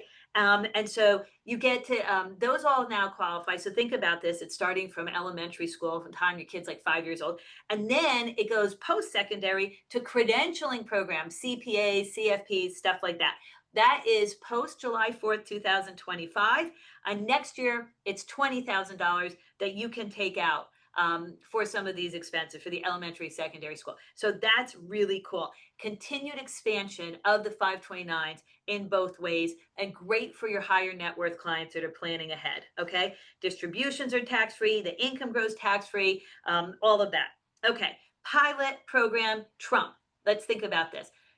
Break up the Trump accounts in 2 ways. This is super confusing, and a lot of what you Google is wrong. So be super careful in this area. This is one of the things that was changed at the 11th hour, and a lot of stuff is wrong out there still. Think about your Trump accounts in 2 ways. The first part of the Trump account is a pilot account. That is that $1,000 that you heard about coming free from the government for children born between 2025 2028. So that's the pilot part, okay? And look, unless you're totally paranoid of the government, you probably should be applying for that if you've got a child that age. Okay, then think about the other part. And the other part is very much like an IRA for children. And that part is you can have contributions up until the year before the child turns 18, right? The year before the child turns 18. And you can have contributions of $5,000 a year. Employers can contribute, charities can contribute. There's all these different ways that stacks up. And they're available in July of 2026. So one of the reasons you're not hearing so much about it now is because it goes into effect a year after the OBA was passed. So we'll start hearing more about that probably early next year. Here's what I'm going to tell you, the bottom line on the Trump accounts, right? Is there are so many ways to save for retirement, for education, right? It would have been nice if they simplified the law in this area. They did not. They went the other direction. But here's what I would tell you. 529, in my view, still wins most of the time when it comes to education. Again, particularly as they've expanded it, made it more flexible, and now you can take $35,000, get it into a Roth IRA. So really cool, the 529, if you really know your way around it. Here's where the Trump account is cool. For your higher net worth parents and grandparents who want to start seeding and building that traditional IRA for that child, and the child doesn't have earned income because the child is 1, the child is 2, the child is 3, okay? And so my children, we started their Roth IRAs for them when they were 10 because they worked in my business. Not everybody has that option. And so now this is an opportunity for wealthier families or planning ahead, parents, grandparents. You could start $5,000 in year 1, and it's going to be adjusted for inflation. You could go then 17 years putting that money in.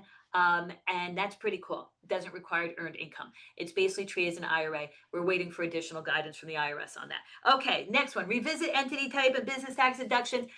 There is so much I could say on this, but I'm not, because Greg is giving me all kinds of time deadlines. He's very difficult to work with sometimes. And so anyway, so here's what I'm going to say on this.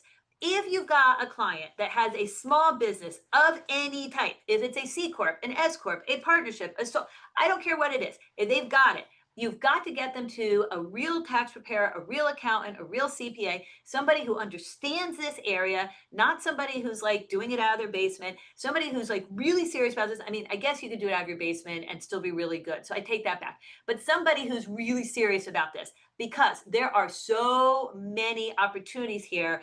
We want to look at cost segregation studies. We want to look at depreciation because now there's all this depreciation. Some of it's even retroactive. We want to look at a qualified small business stock exclusion. If we're going to like go public and we like created some tech startup, okay?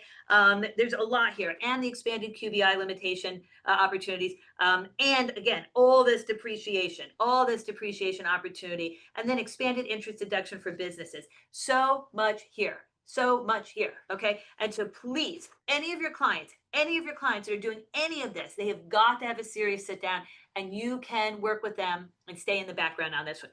Okay. Number 5, charitable contribution planning. New floor on charitable contributions if you itemize beginning in 2026, 0.5% floor on itemizers. What does that mean? If you do big contributions and you itemize, maybe you pull those contributions into this year. The flip side is now there's going to also be $1,000/ $2,000 for married filing joint standard deduction, people are not itemizing, for charitable contributions.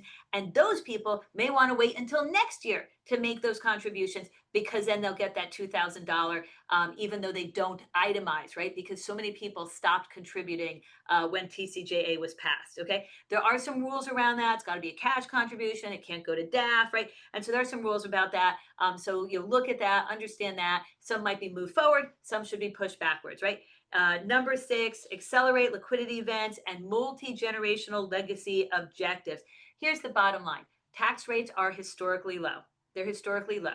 And yes, technically they say, oh, it's permanent. What does permanent mean? It means the second Washington changes up, we're going to have a problem. And so let's do some tax planning now around these very low rates, whatever that means. I am coming up to the end because Greg is tough on me. Number 7, lifetime exempt tax exemption. Okay.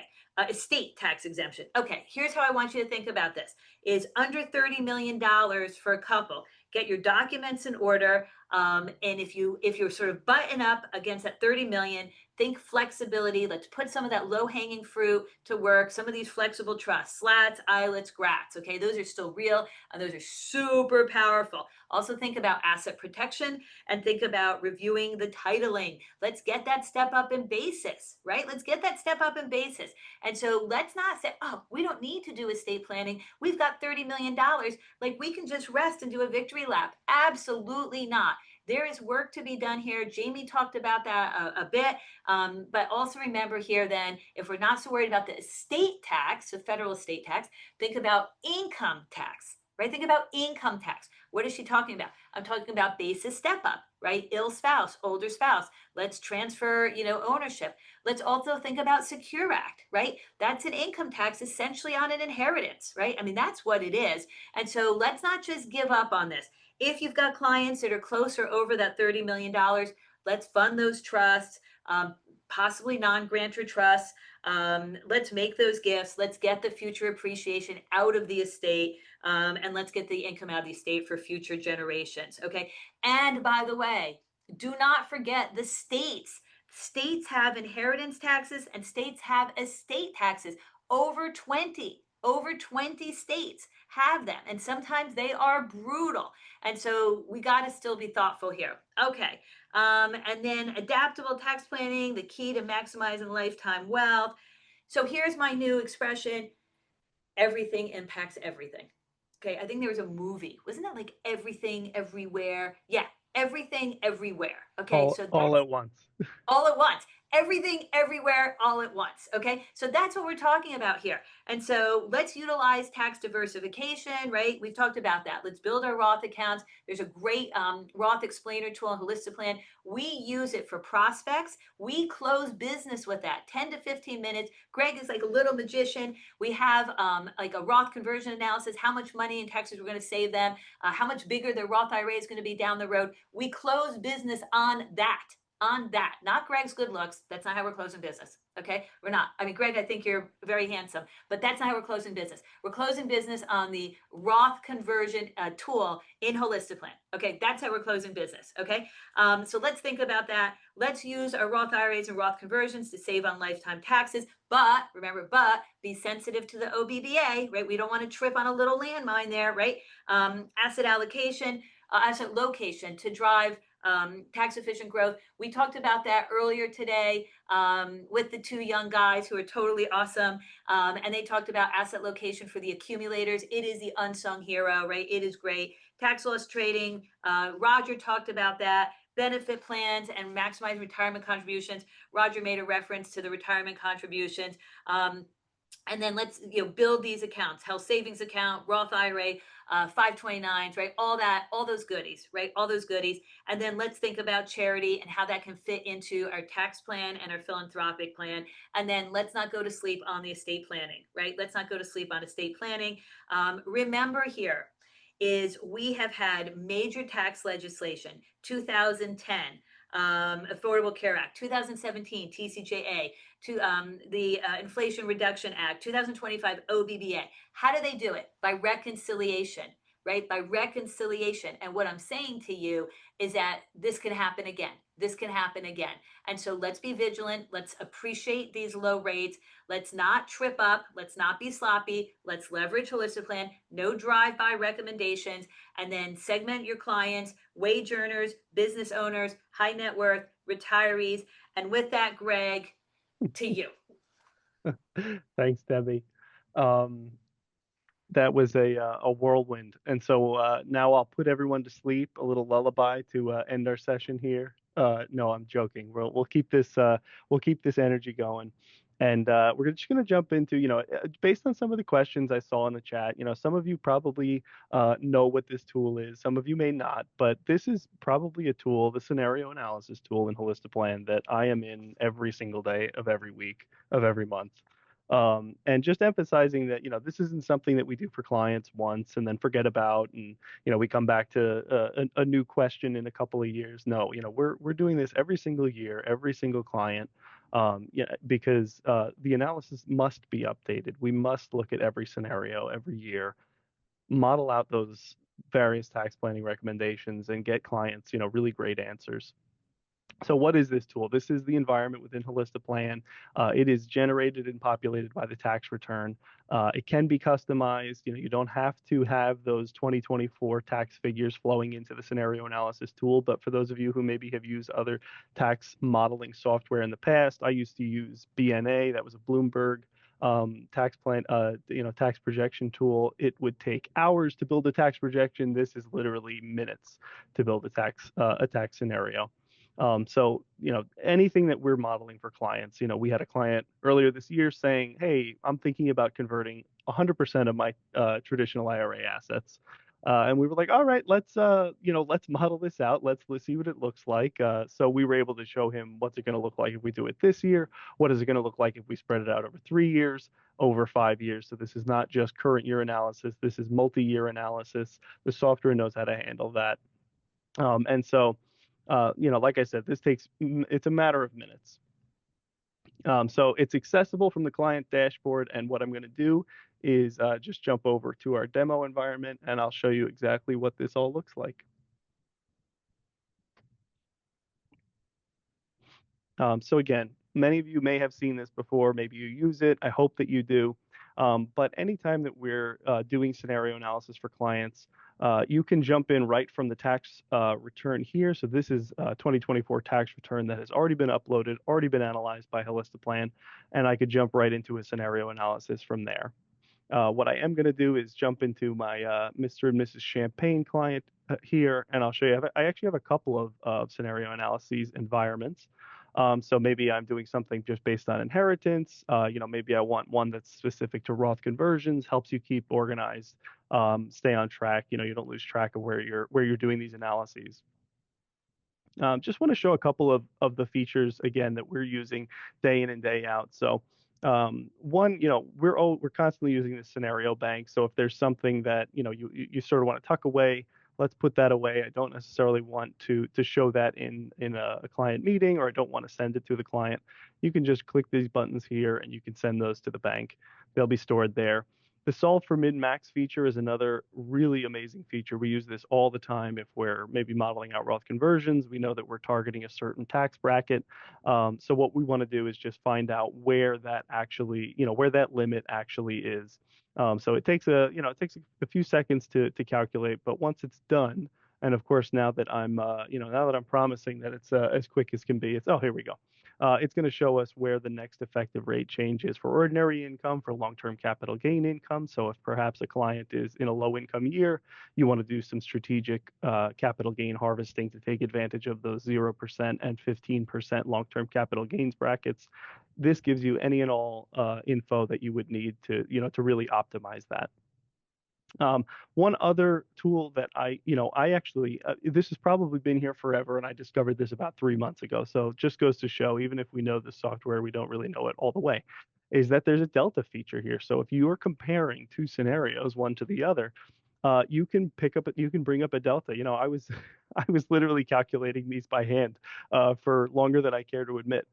And so this does all that for you. It's going to show you every single difference as you go down the line, all the way down to the tax implications as well. So it'll show you just how much is changing across the board. So those are just a couple examples of how we might use this. It's a really great tool. It is by far, I would say, the feature in Holistiplan that I'm using the most. Obviously around tax time, when tax returns are rolling in, we're sending out tax return analysis using tax report. But for anything planning specific, we're in the scenario analysis. We're running these scenarios. We're showing clients what these tax implications are.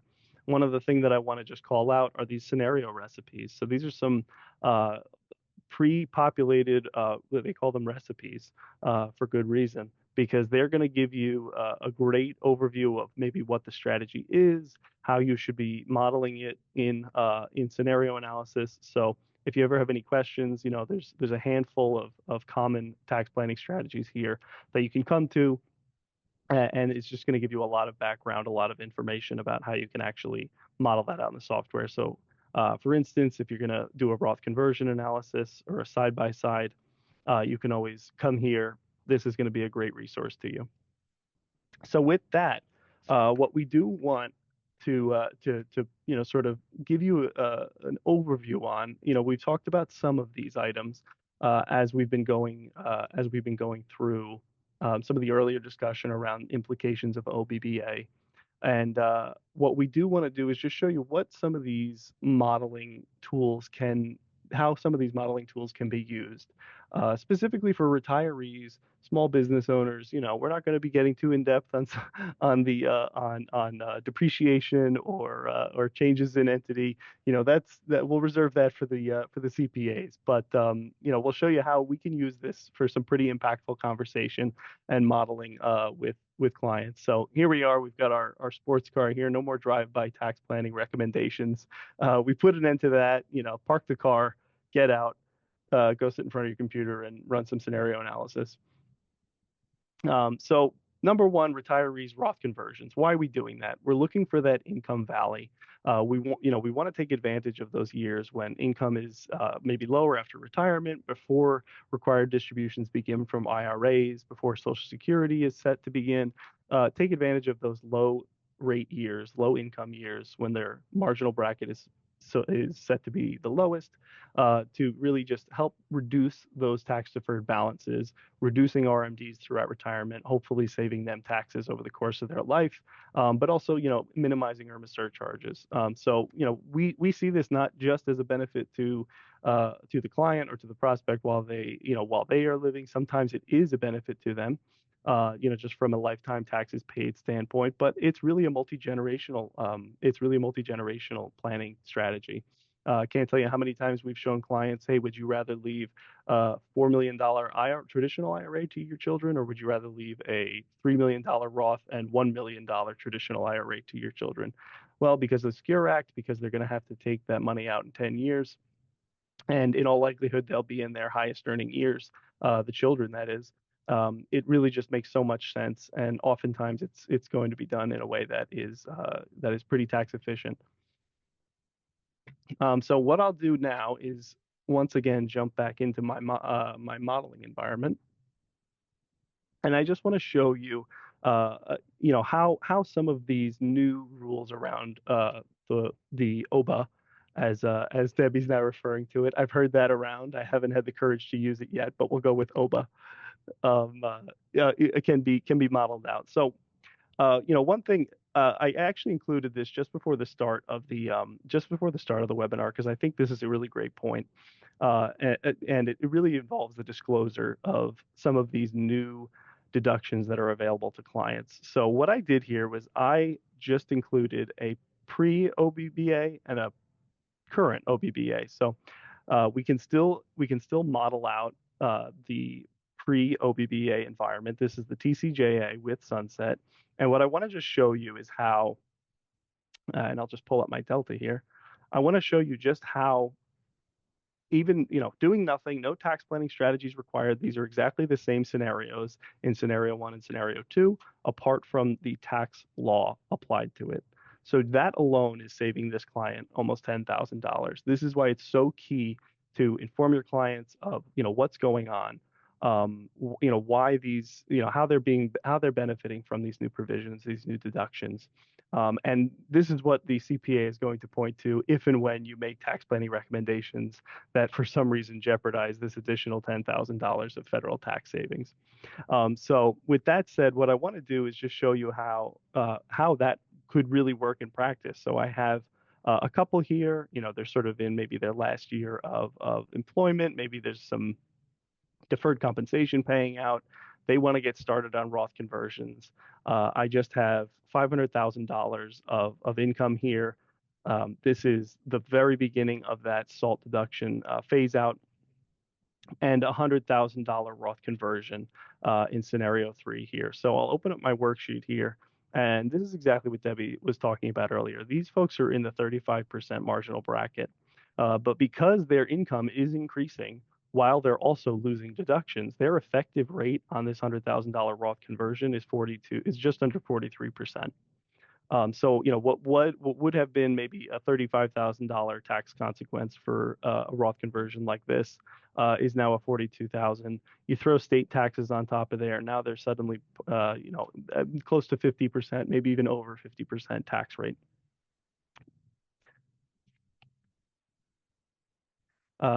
This isn't, this is maybe on the more extreme end of things, but a scenario where I see this particularly prevalent could be that enhancing your deduction, which that's not just a standard deduction. That could apply to people who itemize as well. So that's at the lower end of things. The SALT is sort of in that $500,000 to $600,000 range in terms of income before it's phased out. The enhancing your deduction is much lower. For a married couple, that's $175,000 to $250,000 of MIGI. So that one in particular, you could see a lot of if you're making recommendations for Roth conversions to clients. So with that, I want to quickly just look at how a QCD could be beneficial. So we discussed this a little bit. Obviously, in 2026, we have that 0.5% AGI floor, and also the 35% cap for offsetting income when taking a charitable itemized deduction. So because of that, what I want to do is just show you this is a really great tool just built right into the scenario analysis tool. So we don't have to, do any fancy footwork here. We can show you exactly what a QCD is going to look like as opposed to a direct contribution, or rather a distribution from an IRA, and then a subsequent taxable itemized deduction for charitable giving. So here I have Mary. She would have had a little over $330,000 of RMD. But if we can maximize that qualified charitable distribution, obviously just charitable giving in general is going to save money, but the comparison of QCD versus an itemized deduction is going to save her an additional just under $6,000. So scenario analysis, this is the place to be. This is where you're going to model out these recommendations and show clients the impact of some of these tax planning strategies. All right, we're going to move on to our business owners. And this one I think is a really great scenario. And in order to set the foundation a little bit, what I want to do is just jump back to a cover page here and show you a little bit of the background of these individuals that I'm going to be modeling in the software. So this is a married couple in New York. Total income of $780,000 in 2025. Two children, they're in their mid 50s. They have a net worth of about $15 million. They've done very well. The business produces a lot of income for them. What are the planning solutions we're considering? And one in particular that I want to highlight, maybe they've never established something like a qualified plan. Maybe they've been doing a SEP, which is a great strategy, but it has its limitations. So, as we sort of see the background here, I will jump into Mr. and Mrs. Fortune and show you what we can do for them and how we can illustrate some tax planning strategies within the software. So I'll go into Robert and Roxanne Fortune here. I've created a scenario here. And as this is pulling up, so I have their base case here. This could be based on the 2024 tax return. Maybe this is a client you work very closely with the CPA. You get current numbers. You can build this scenario with those current numbers if you have those available to you. So I'll scroll down here, and it's all coming through a Schedule C income. And as I'm scrolling down, I just want to highlight, where these numbers are coming from. So this is our base case. Again, maybe they have a SEP, maybe they don't. In this case, I'll just show what it looks like without a SEP, without any sort of qualified plan for the business owner. The middle scenario here, scenario 2, this would be, hey, let's set up a 401k, let's set up a profit sharing plan and see what they can get. So the two of them together, this assumes that each of them is just, they're the only employees, so we don't have to worry about things like testing for discrimination across an employee population. They can get $77,500 each into a 401k profit sharing plan. Compare that to a SEP, which is $70,000. So we're getting a little bit of benefit off the top there. That's a great tax savings. I'll show my delta here, and I'll just scroll to the bottom so we can see exactly how much that's saving them in taxes, $64,000. So we'll take it even a step further. Again, this is just building on, this is why scenario analysis is so helpful, is that you can quickly put these things together. So if you've never delved into cash balance plans, I'll give you sort of the high level. In this case, what's included in this $250,000 each is that $77,500 base for the 401k profit sharing plan, plus about $175,000 each toward a cash balance plan. So two individuals in their mid 50s who have been high earners their entire lives, have this very successful business. These are pretty reasonable numbers. You're not going to calculate these numbers. A plan administrator is going to do that. Someone who's very smart with lots of letters after their name, like our host, Debbie Taylor here, is going to calculate those numbers for you, and they're going to give them to you. But just to give you a sense, this isn't made up. This isn't pie in the sky. These are pretty realistic numbers that could apply to a client in a similar type of situation. So I'll go down the line here, but I want to call out just a couple of things here. First of all, because of their level of income prior to these retirement plans, they were being capped for the SALT deduction. So they were at most being able to take $10,000 of deduction for their state and local taxes. Because we're bringing their AGI down with these retirement plan contributions, we're actually phasing them into the SALT deduction. So, you hear a lot about, don't phase your clients out. Okay, well, in this case, we're actually phasing them into the deduction. So right off the bat, we're getting them additional deduction because of that. At the same time, we're also phasing into QBI deduction. So there is a dual benefit here. Not only are they getting the SALT deduction, they're getting the QBI deduction as well. Moving on down the line, you can see here we're talking about $170,000 tax savings because of this 401k profit sharing and cash balance plan contribution. And significantly bringing them down in terms of marginal bracket.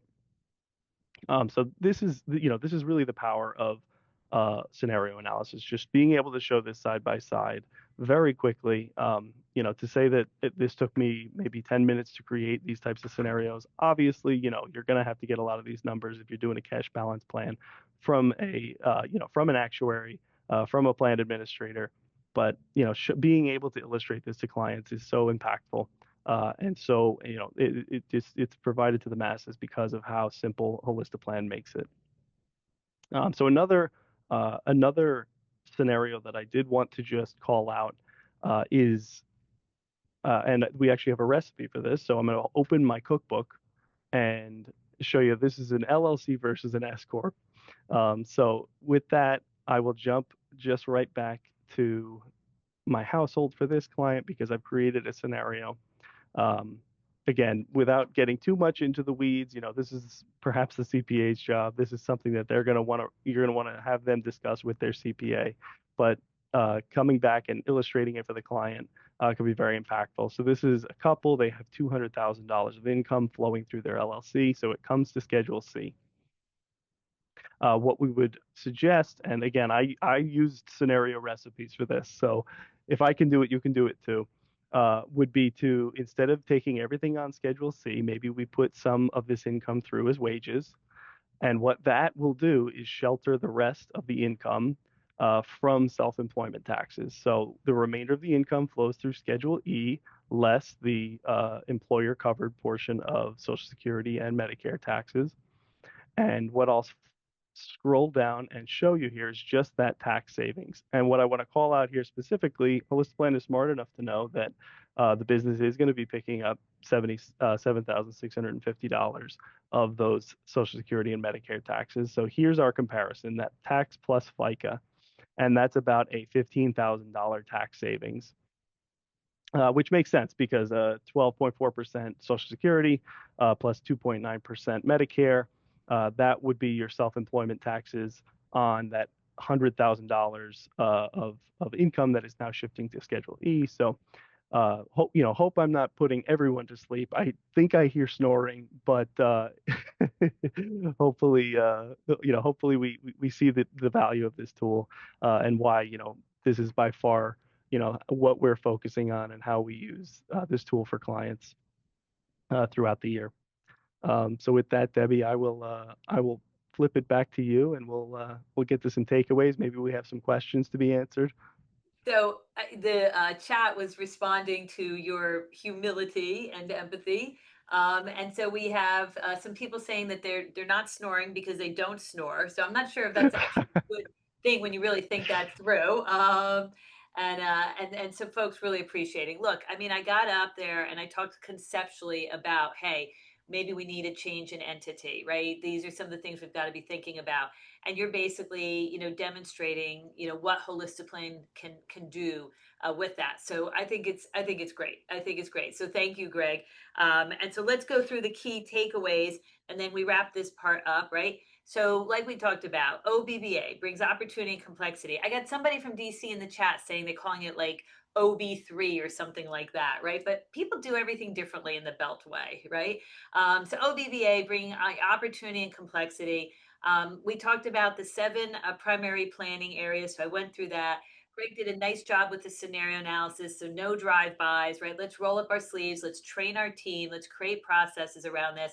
And I have done a ton of work in those monthly masterclass series and the others, sort of going through the processes, and Greg's been a great help also with that. And then let's think about different segments of your book and maybe do some outreach with them, or maybe even when you're sitting with them at their year-end appointments, and have ideas about what you're going to talk with them about. And then towards that end, then our bonus material is FP Pathfinders coming out with a really nice piece that breaks up some of the key areas of OBBA. And so I think this is actually a great start for you in these year-end meetings or in putting together outreach to your clients. And then, I think we went through some things earlier on in the session. And so with that, then I think we're going to hand it back to our friends at Holistiplan. And thank you for the opportunity. And thank you, everybody, for hanging in there to the, almost the bitter end. So thank you, everybody. Yeah, thank you both so much, Debbie and Greg. It is always a blast learning from you both. Greg, I know you are not alone in learning about that Delta feature a little bit maybe later than you should have. I saw at least 2 comments from people today who that this was them learning about it. So I know you're not alone.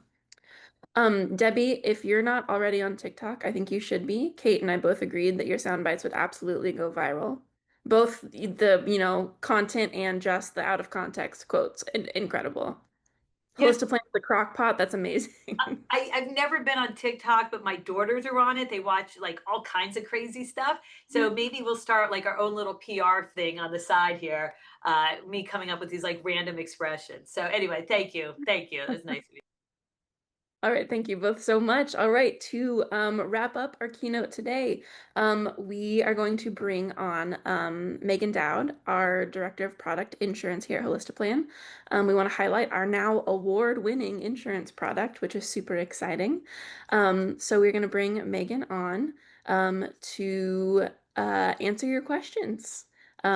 She is very much a subject matter expert. She knows everything there is to know about insurance.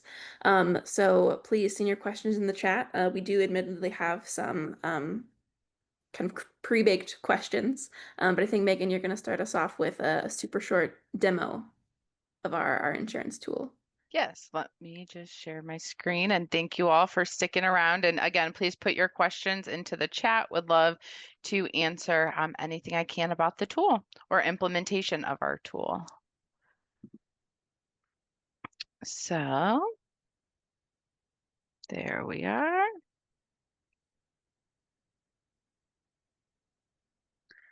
All righty. So right now, you guys are all probably familiar with this screen. This is our household screen. In order just to start an insurance review, you're going to click the Create Insurance Review button here.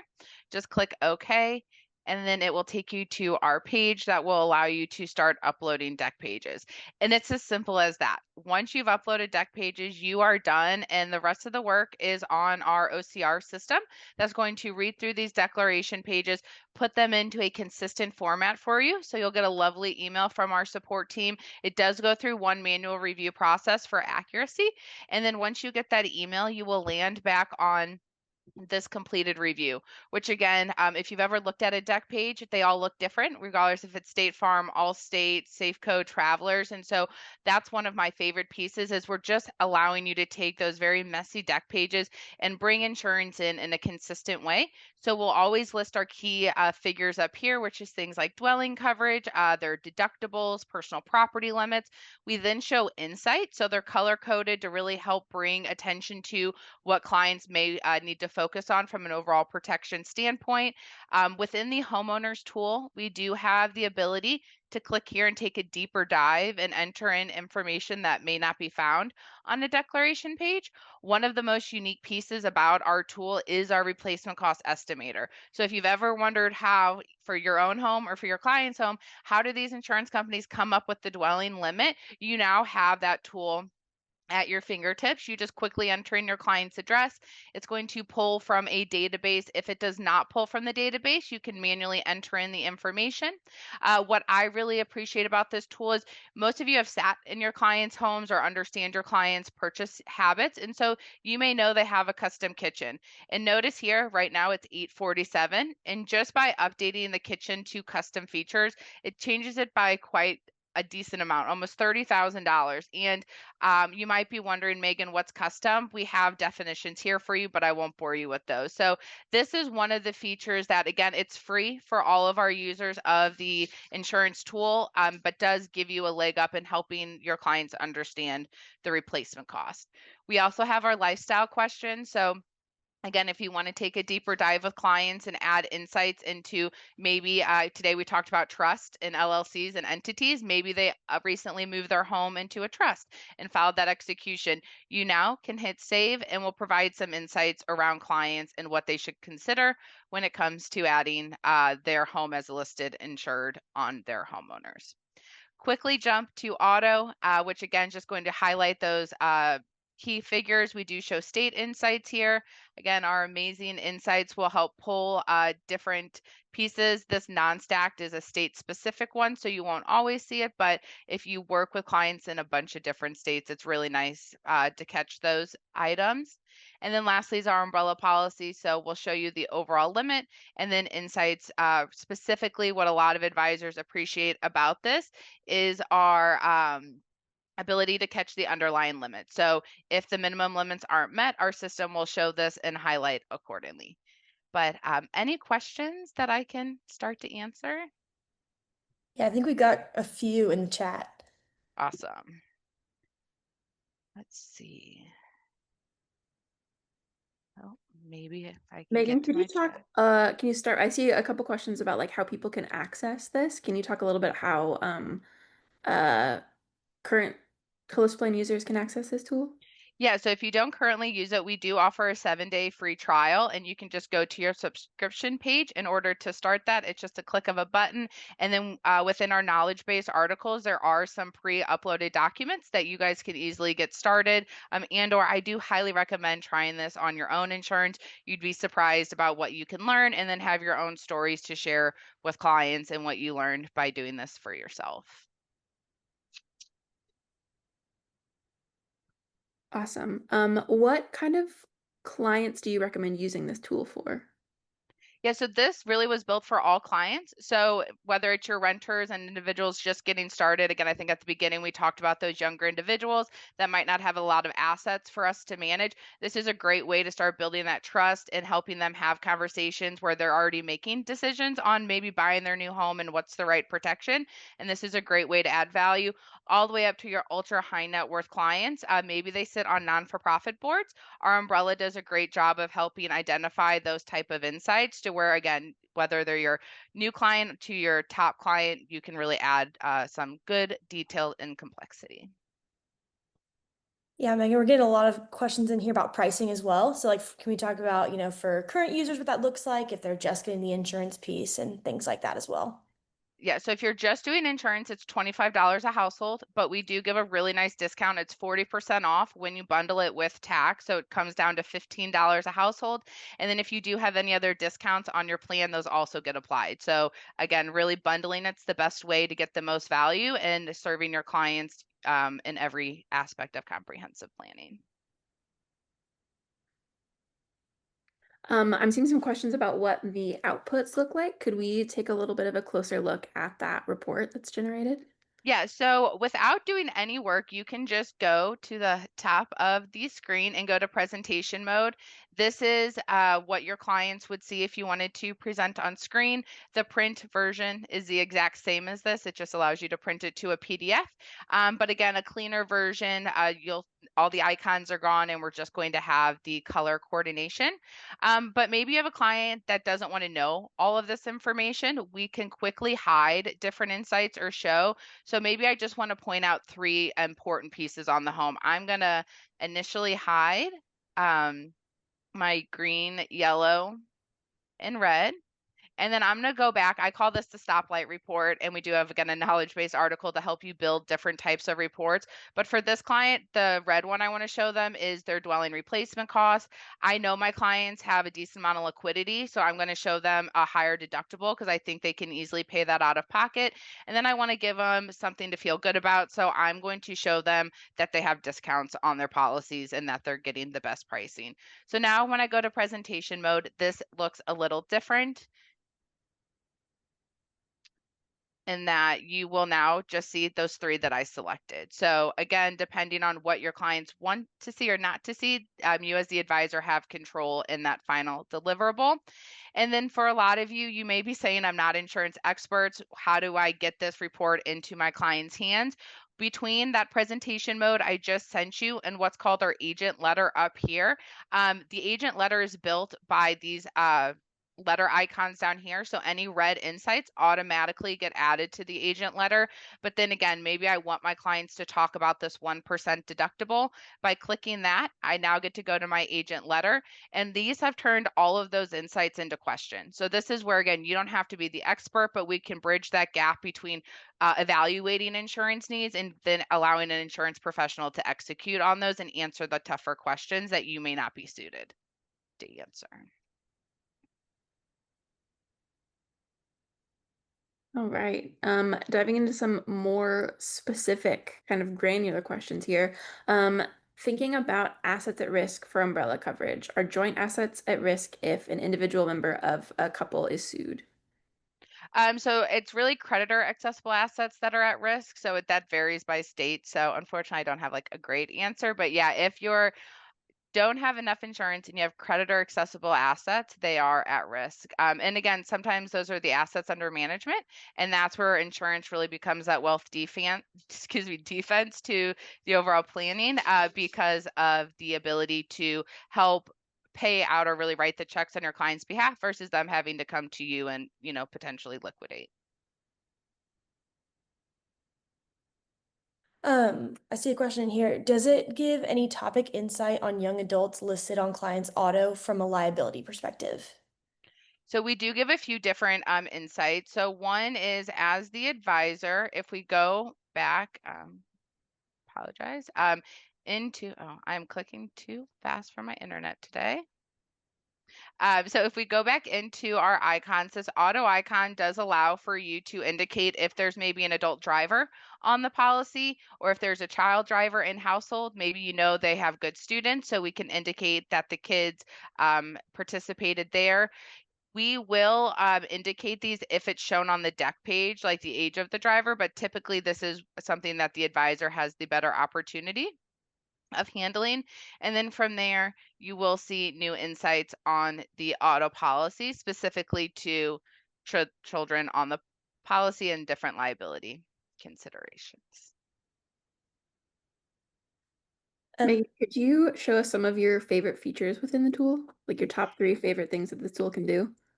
Definitely. So I'd say one of them is definitely the replacement cost tool in the homeowners, and then the lifestyle questions. So those are my top 2. The lifestyle questions go throughout the product. So I would say that's like a catch-all. But again, really a great way. Being an insurance broker in my past life, these were the most overlooked questions that really left clients exposed. And so this is, again, you guys have great conversations. They trust you as advisors. They don't have those type of conversations with a lot of people. And this, again, just allows you to connect those dots. For the auto, I think a really cool feature that we have is the ability to add in the value of a vehicle to help them determine if full coverage is necessary or not. So in this situation, let's just pretend it was a 2001 Jeep. So we can put in a nice low amount here. If I hit save, and now I go to my vehicles, I'm going to see a note here about it being too low. And again, this is where, as an advisor, you get to now put on your investment hat and say, hey, it costs $500 a year to carry full coverage on this 2001 Jeep.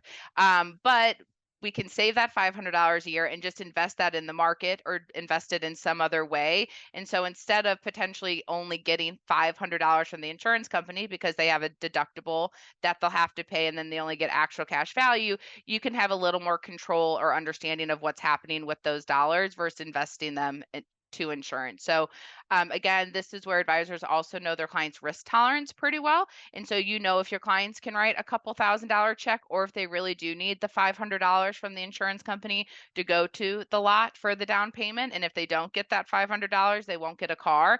And there are those type of clients that you work with. So again, this is just a really good place that without knowing anything about insurance, you can still have a really beneficial conversation.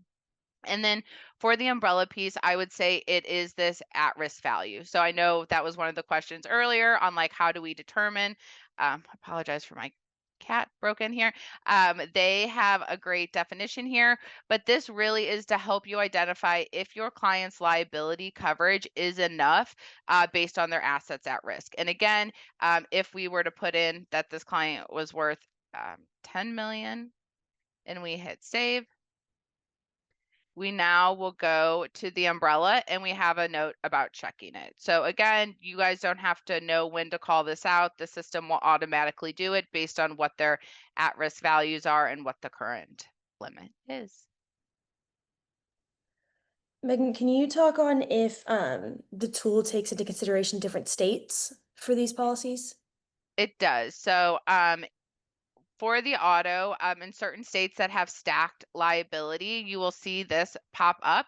And what stacked means is if they have multiple cars on a policy, they can stack the different limits between those different vehicles. And we explain that here for your client. And sometimes if they only have one vehicle, like in this situation, having non-stacks okay. So again, really helping them make sure that it's not always necessary for their situations. If they're in Georgia, we also talk about add-on or reduce by liability limits, and then we talk about tort liability. So in certain states like Pennsylvania, they can have additional tort language in their policy, which limits their ability to sue. And in those states, we would also call out that information.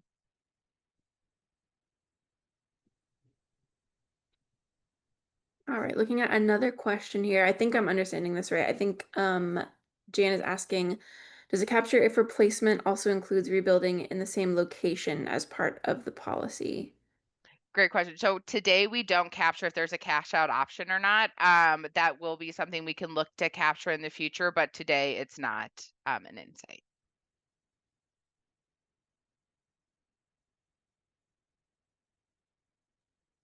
Megan, you're also welcome to look in the chat too. I feel like You're good.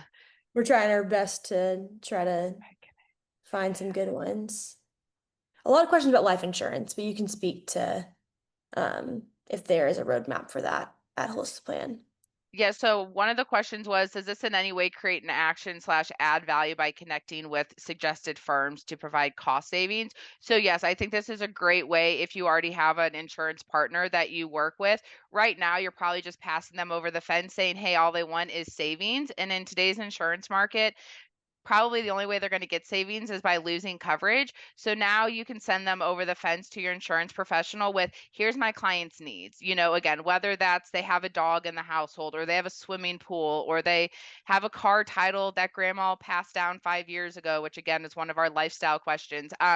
Those are all things that just set that broker partnership up for better success, because in all reality, once we start talking about lifestyle exposures and clients' true needs, price doesn't matter. And they're really looking to and able to serve them and meet them where they need to be. So I do think our system is the perfect place to start the conversation with clients, help them understand that it's more about the dollars they can save and just more about the appropriate way to invest in insurance, and then introducing them to that partner that again can obviously look for the best deal, make sure all the credits are on there for the alarms and the good students, but also placing them with the right insurance carrier based on their claims expectations, lifestyle needs, and those types of situations. And can you talk about a little bit about like the education that you've built around this tool and like how people can learn how to use it? Yeah, so we do have a lifestyle questionnaire that we can send out as part of the follow-up to this. That's just a one-page PDF that you can use to get clients engaged. It actually is all of the questions you see here in these check boxes. So again, you don't have to memorize these. That one pager is a great way to get started. We also have a few documents talking about like why insurance planning is important and why you're maybe asking your clients for these documents. So again, just a lot of different ways to help you become more comfortable in having the conversations, and again where you can add value and then when you can pass it off to those insurance partners for support. And then we have lots of good old recordings. So if you're new into insurance, we've done a lot of old webinars from Insurance Homeowners 101 to Risk Management 101. So there's a lot of good content, even if you're just a tax user, to slowly start understanding P&C. So maybe it's a goal for 2026 to add this to your planning process. Start watching videos today, and that way when you do free trial this next year or tomorrow, whenever you decide, you feel a little bit more comfortable in the product.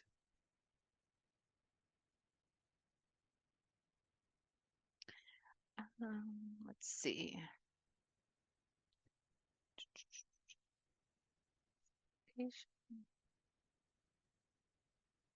All righty. Yeah, at this point, it does not analyze any type of life insurance or disability. That's not on the near roadmap, but definitely something we are keeping in mind.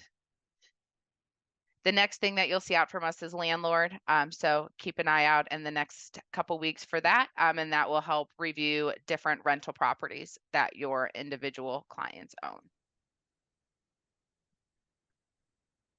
All right, it looks like that's about it for questions coming through. Thank you so much, Megan, for hopping on and closing us out today. Of course. You're such a font of knowledge. Yeah, I know I have not seen anyone stump you yet, so very impressive.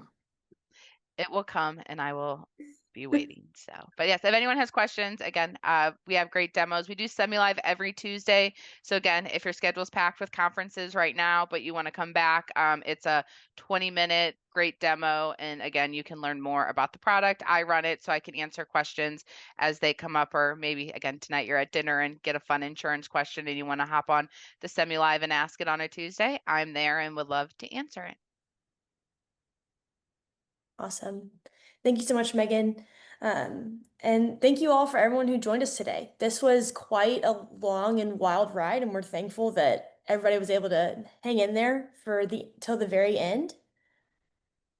You all so Yes. much. Thank you to all of our speakers, Finn, Brennan, Roger, Ben, Jamie, Debbie, Greg, and Megan for a jam-packed day. I hope everyone who is here, so many of you for one, stayed on the whole time. Thank you so much for your time. I hope you all are kind of leaving today feeling inspired and empowered. If you are not a user of Holistiplan yet, now is a great opportunity to start with a little bit of a discount. We have an exclusive discount code just for people who joined us today. We will be sending out all of these recordings and slide decks and resources mentioned and links to articles. All that will be coming early next week, so keep an eye on your inbox. What else? Oh, CE credits. We'll be submitting those also early next week, so you should see those reflected in your account soon. Thank you all again. I hope you had a great day. I had fun. And if you have any questions, you know where to find us. Yeah. Thank y'all so much.